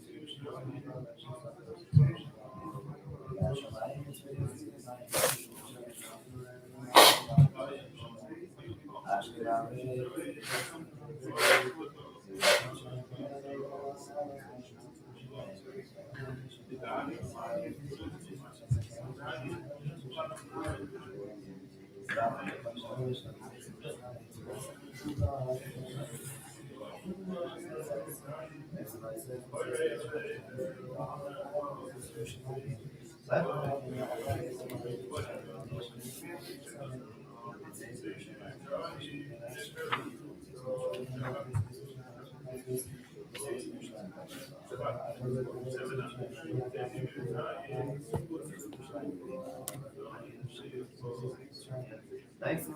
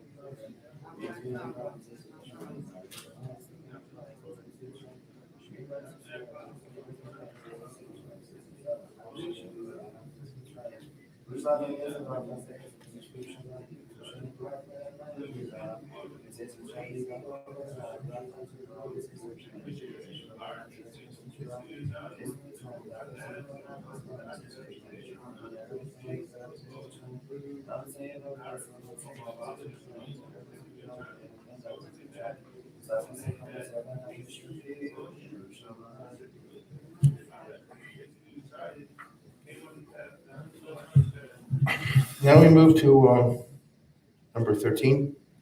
320. This is the famous story of the bubbling blood that everybody knows. I'm fairly certain that everybody remembers the story as Zechariah was killed. It was the King Yoash. The grandmother murdered the whole family. He was alone survived, and then the high priest saved his life and raised him. And then later on, after the high priest died, he had his son killed for giving him Musar. That's the bare facts. And it says that when they stoned the son to death, which is extreme ingratitude, so he said, "May God avenge my blood." That's the point. I think in Divrei Yom it says it. May God avenge my blood. Here's the thing. Where does this come from? When everything I got, it comes from somewhere. So you actually have something fairly shocking, I think. I told you before that the first temple fell basically when she was over Thomas, maybe even the ninth of Thomas. The city surrendered because they're out of food. The king ran away, was captured, and so forth. The city surrendered. And I said, nobody knows what happened for the next 3 weeks until Nebuchadnezzar showed up with orders to burn the place down. So what happened to the people during the 3 weeks? We don't know. So let's put a positive spin on this. Let's say this Babylonians showed them a basic decency and shared food with them and water. So now you can say like this, okay, listen, we rebelled against Babel, that was wrong. We lost our word. Now we'll be taken off to Babylonia and we'll make a new life there, which is what happened.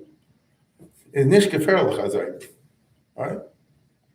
You know, it's a bummer. One day we'll come back, which happened. And so putting the best face on a bad situation, it's like a sort of a civilized ending. However, when you actually read, like, for example, the book of Jeremiah I have in front of me, it says, how many Jews were exiled? And here he's counting the first exile and the second. There's the Golsio Yachin, the Golsikio, without getting into too many details. It happened in 2 stages and 10 years apart. And it said the number of people Nebuchadnezzar exiled the first time was 3,023. Then 18th year, 832 people in Jerusalem. And then Nebuchadnezzar took away 745 Judeans, grand total of 4,600 people. What? The whole population of Jerusalem. They exiled a few thousand people. And actually, from the final battle, 700, 800 people. Does that make sense? What does it start to imply? Something happened between A and Z. See? And this will be the story of the bubbling blood. So although it doesn't say a word about it in the Tanakh, but something must have happened to such a small number of people. And that would be the story where he becomes obsessed with the blood and he kills tens of thousands and more. I mean, I don't know, they use crazy numbers. I think the Gemara says Kiflayim to Mitzrayim, yeah, they use exaggerated numbers. A lot of people were killed. Until basically wiped out the population, it seems.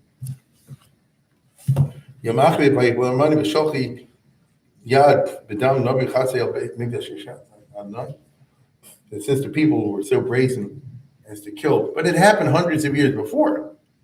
The story of the killing of Zechariah was like 200 years old, back in the time of Yoash.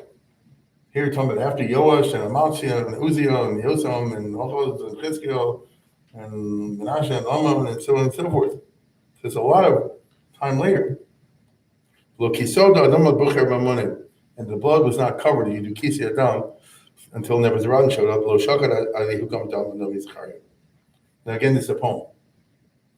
The blood continued to bubble until Nebuchadnezzar showed up. That's much later. And he saw the blood bubbling. And he asked the Kohanim, what's the shot? They said, it's animals that we just shechted. Sometimes it's hot blood. You know, if you kill an animal right away, the blood's hot. And he tested it. So for some reason, he got obsessed with this. Remember, he wasn't at the battle. This is on personal court. They obsessed him.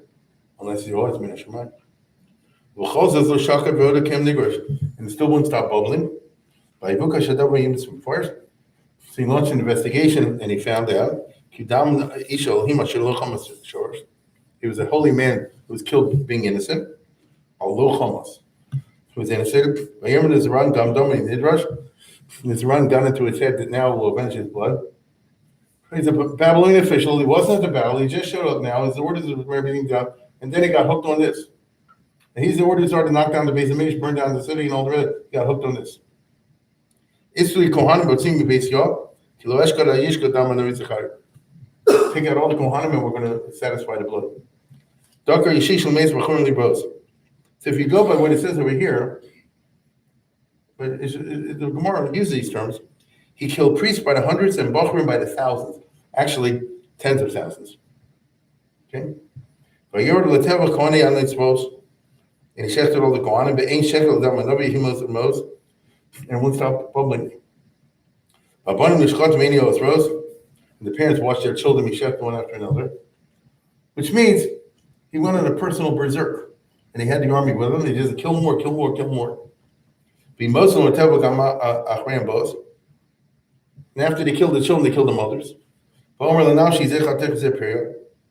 I said, this is pretty heavy. He killed more people, women and babies. Yom Kishdan means feeding at the breast, babies. So it was as much blood as the Nile River. This is where you end up with 700 survivors. Until at one point Nebuchadnezzar snapped out of it and looked up in heaven. It's not enough to have murdered all the children, the girls in Yerushalayim. Do you want me to totally exterminate the Jewish people? So, based on what we just read, this is not an exaggeration. He had only a couple hundred people left. And that's assuming those hundreds of people, 750 people, made it on the death march from Jerusalem to Baghdad. It boggles the mind. The final religious passage. We killed the Navi, we know our sins. We suffered enough already. Rachim lo ruchama. Have pity on lo ruchama. Right? We are lo ruchama. Turn us into ruchama. Hasarania inechel lativ as a Sophia. So it's quite a scene. 34th kinot, page 320.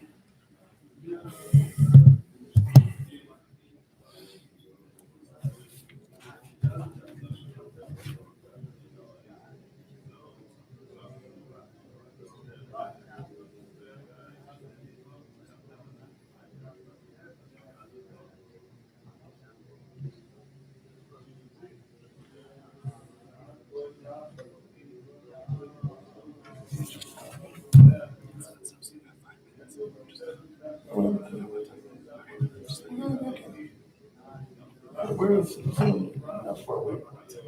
Not far away.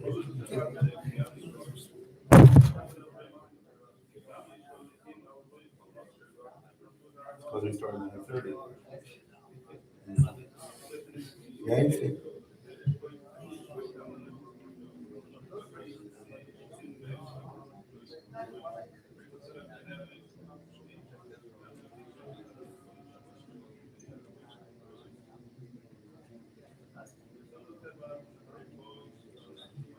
Yeah.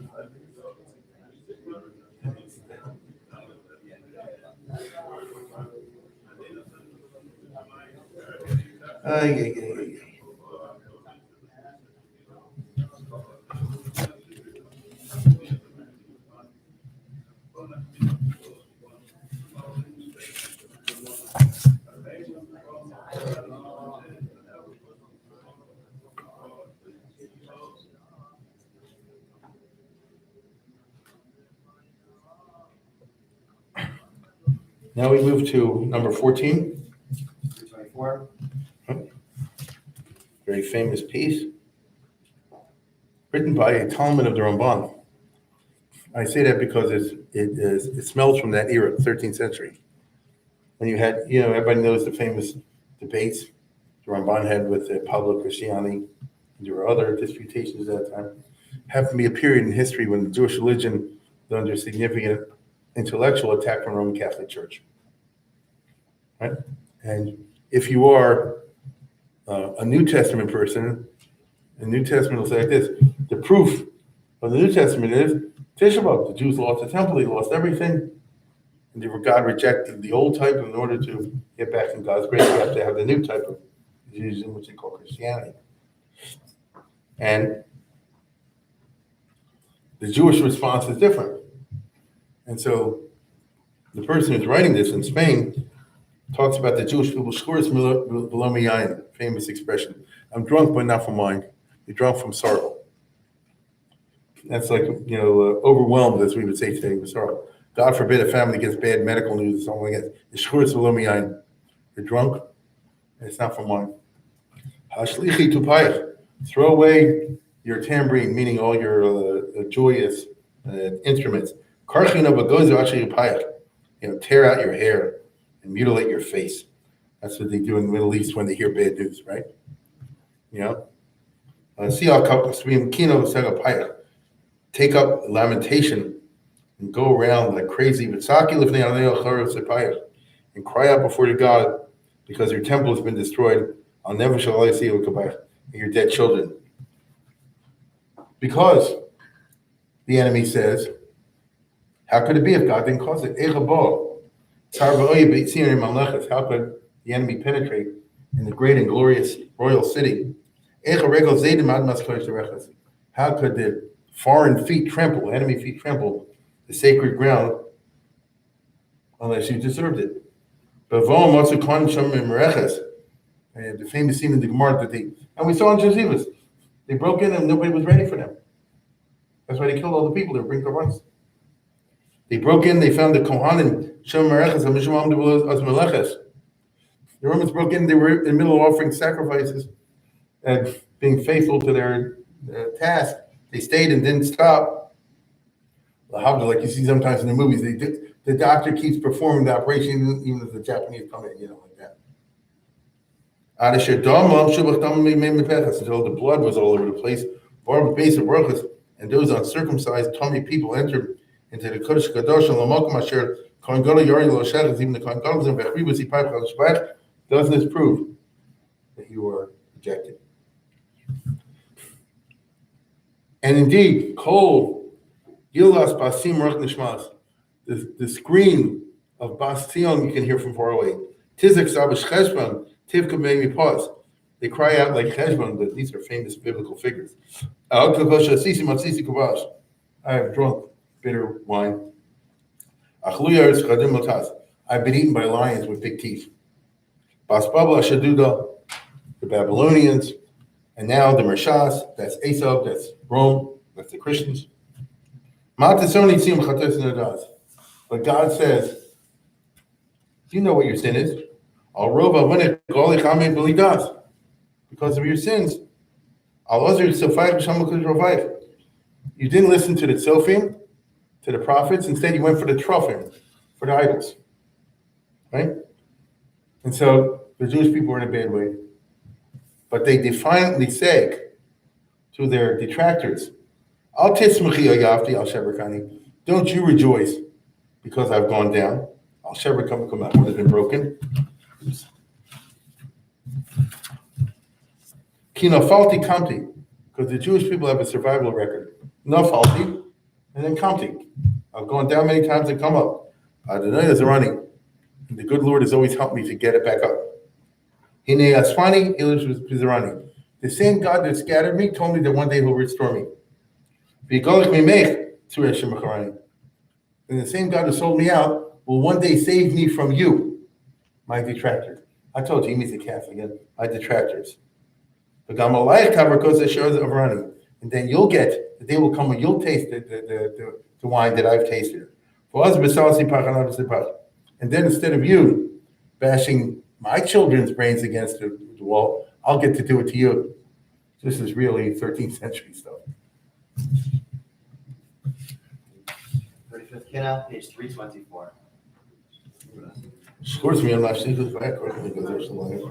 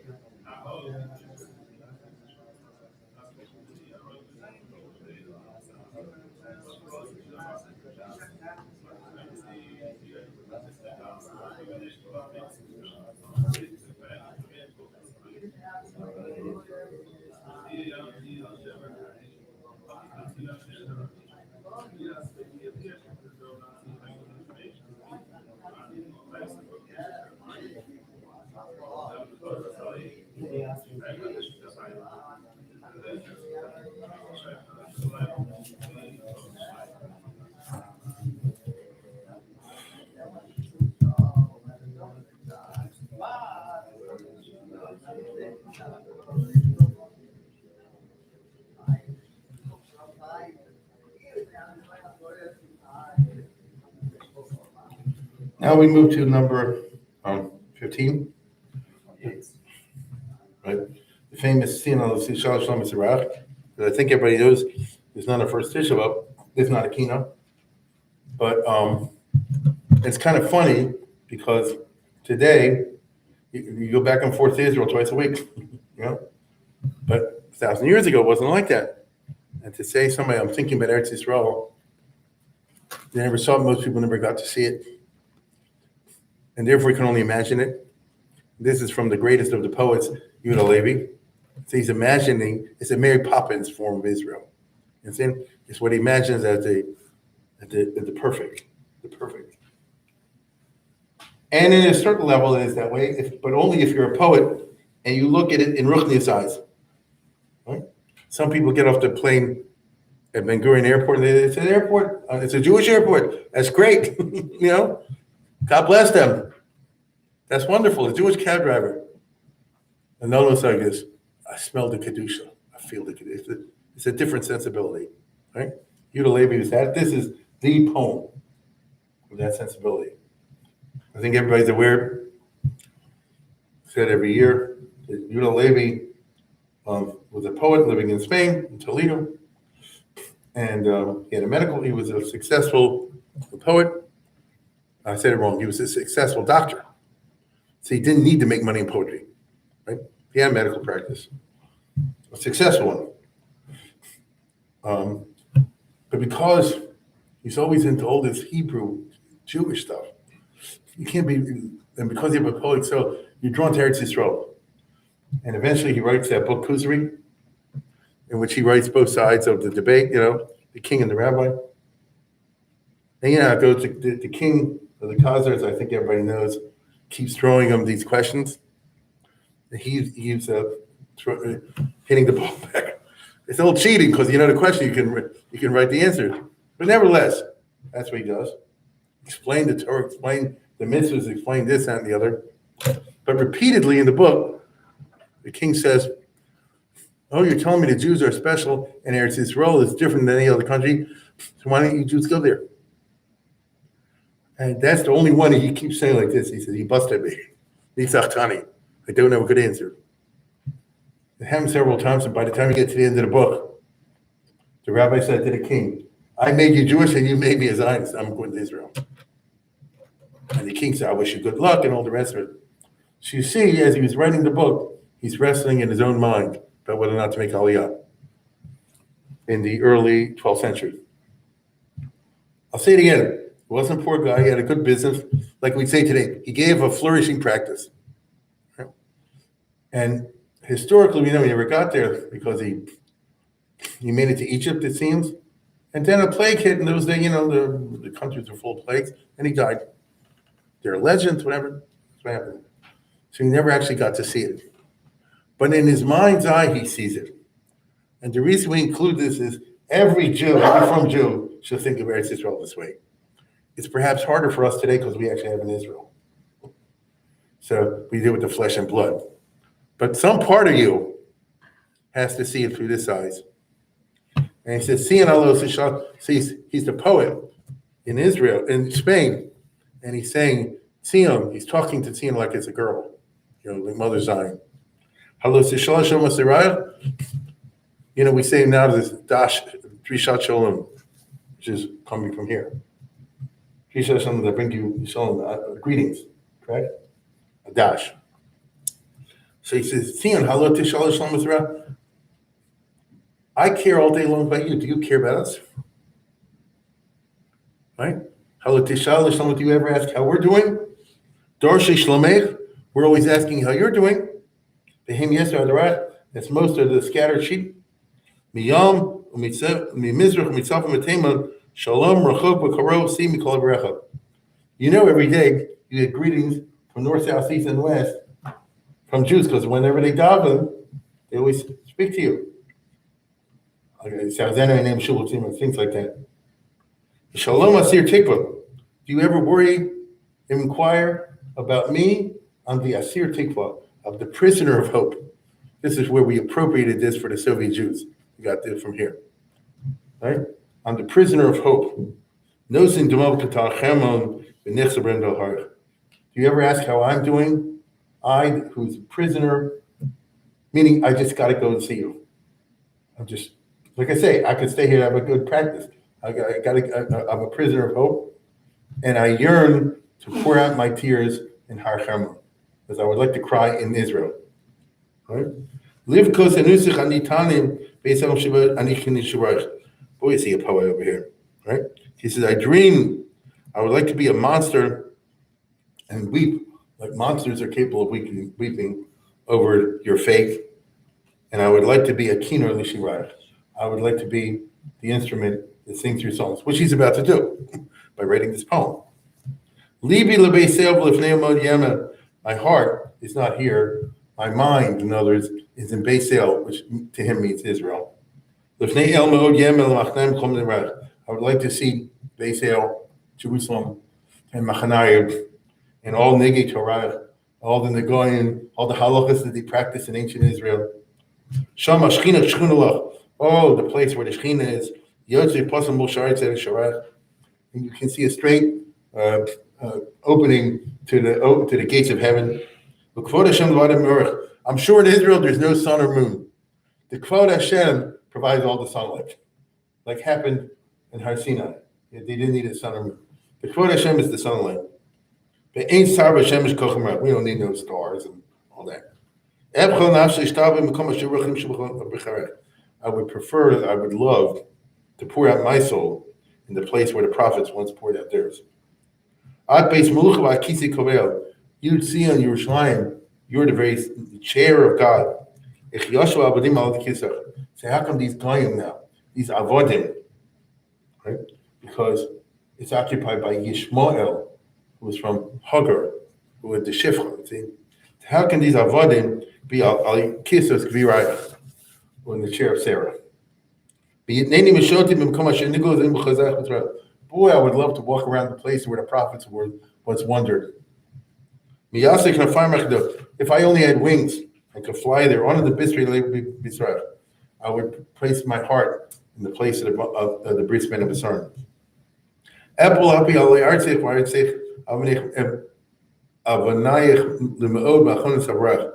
would roll on the ground, put my face on the ground, and lick the dust.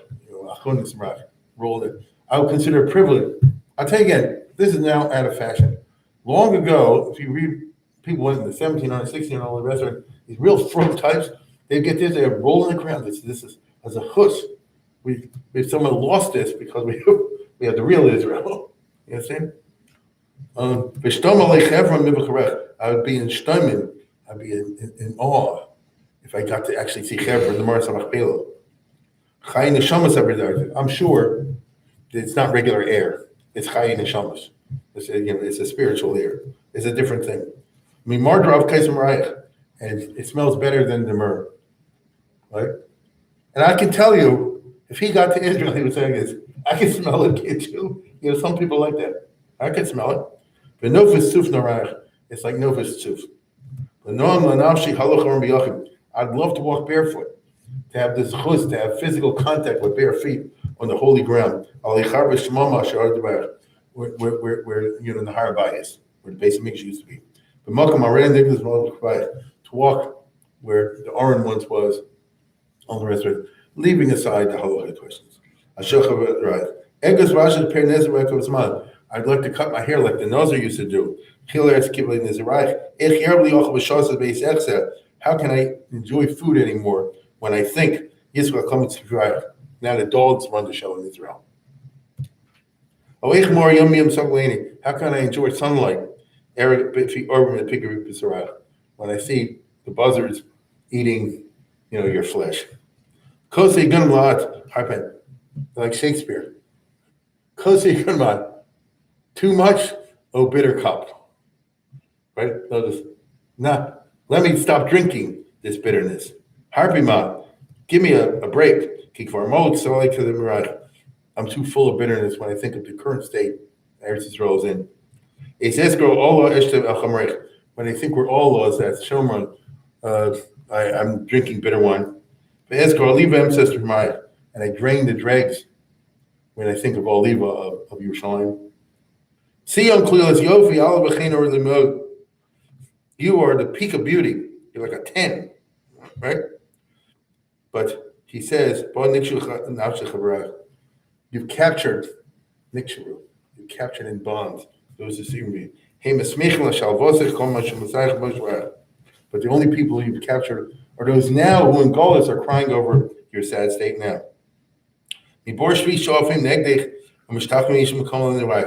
We, who the few who care about you, as far away as we are in Golis, we bow to you every day. Towards your sharak. That, by the way, is a din. When you sit, when you don't Shemana, you imagine yourself facing the higher bodies. Edrei Hamonach Asher Golu. And when I think about the flocks that used to visit Jerusalem on the high holidays and now are in Golis. In this passage, Mahala Givul Shachim Derayach. Hamachzik B'Shulch Misan Lalos since we cling to Mother Tzion skirts and we yearn to be drawn to the top. Shinner Apastas Yechud Begonim. There are greater countries out there. There's Shinar, there's Pastos, there's Egypt, Babylon, but that's external, physical things. Im Havom Yidmu, the Simach Mirach. You think all their statues and junk like that, archaeology can compare to Umm Who do they got that can match your Nevi'im, your anointed ones, your Mashiach? Who can match the Levim and the Shir? Yishana B'Yachol Kol Kamam Chazinim. They put all the Gaisha stuff to shame. It's a place where God wanted to live. Happy is the person that gets to spend some time in Israel. Happy will be one who sees Mashiach's sight.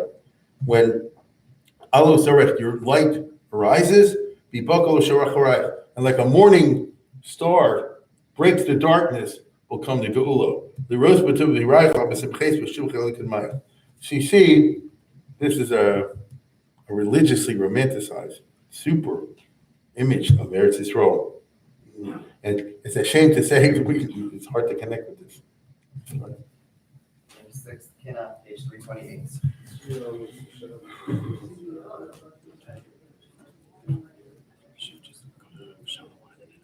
No problem. Whatever you want. This one? Kinos. Okay. Do you want to do it? I don't mind. Yeah, okay, fine. Fine. Okay. Do one for Rabbi Schwab, I think.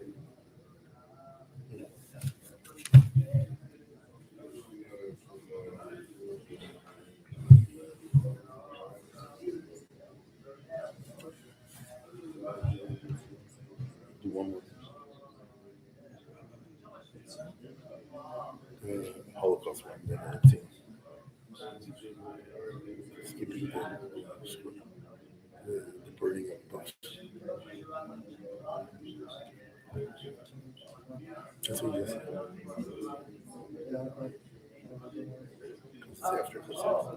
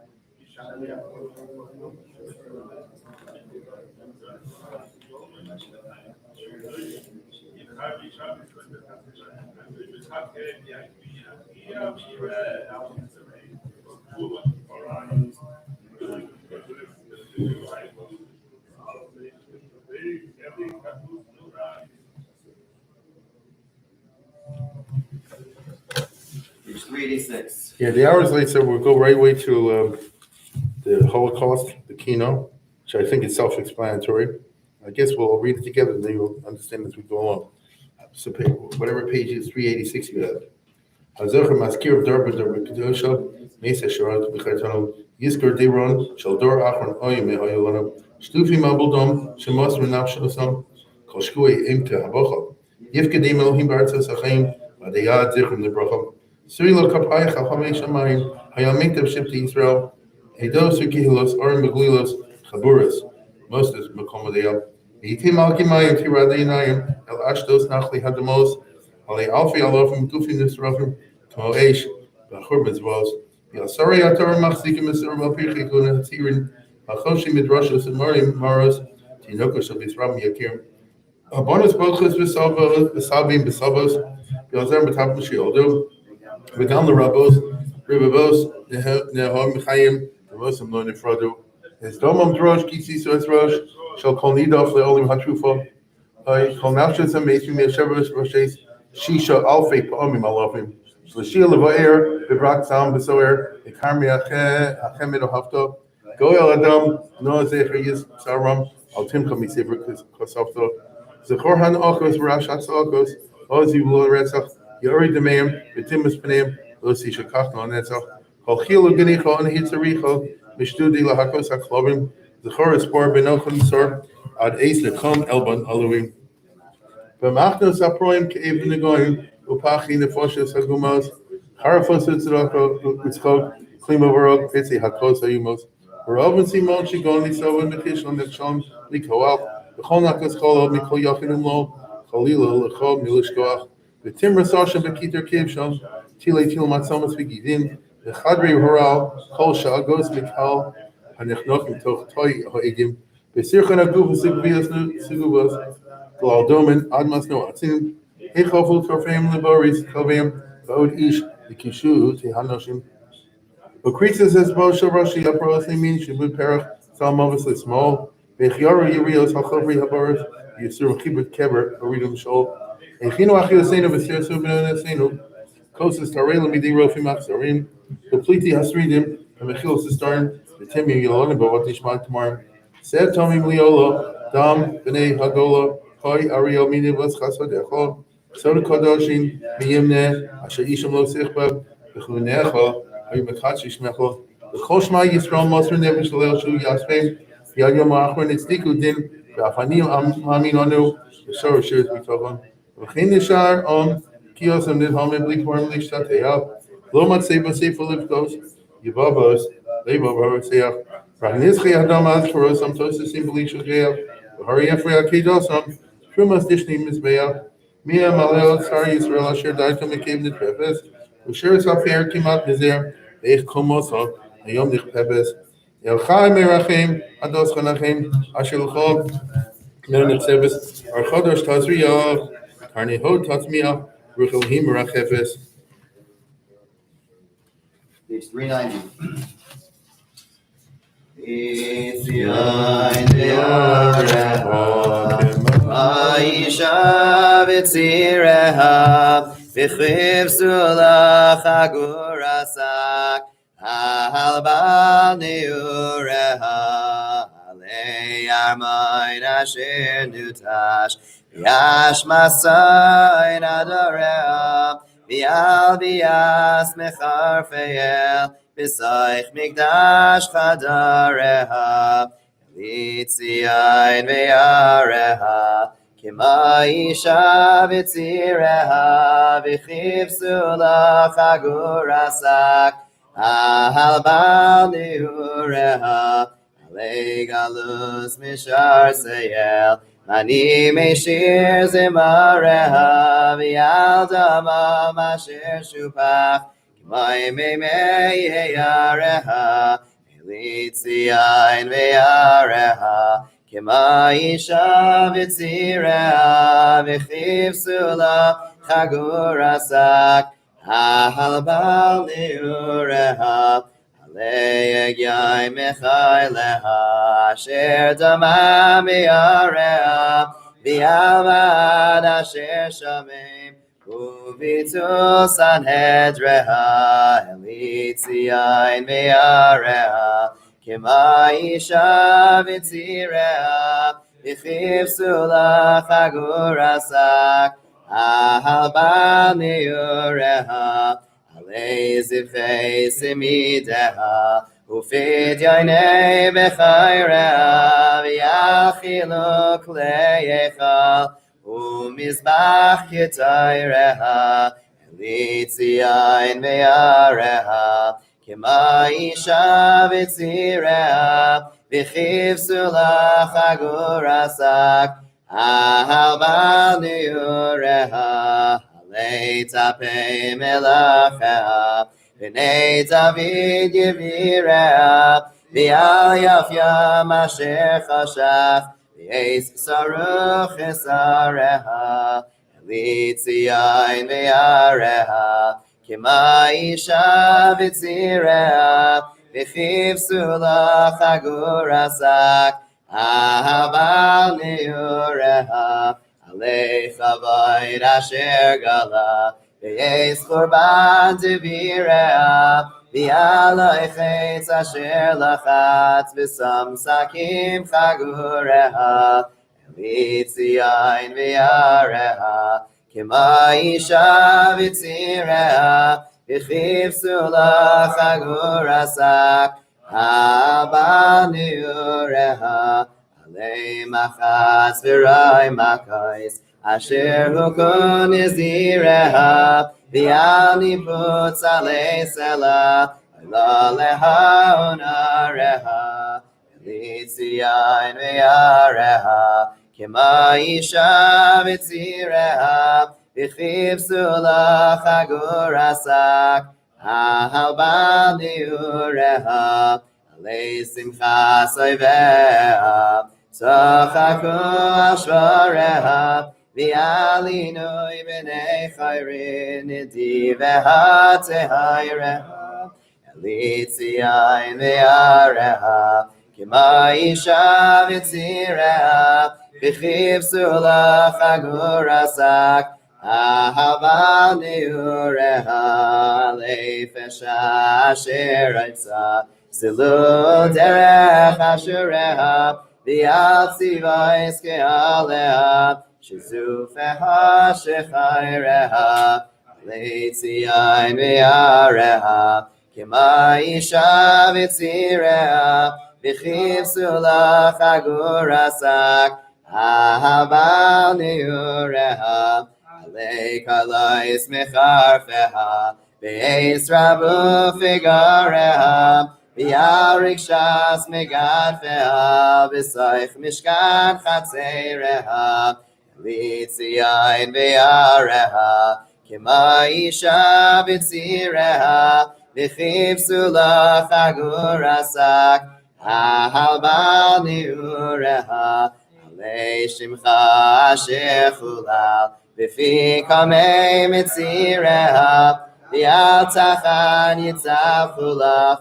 Kishay v'shma amareha, Elitziyain ve'areha, Kema isha v'tzireha, V'chiv sula chagurasak, Ahava niureha, Asher yesh b'vitzecha yalucha sela.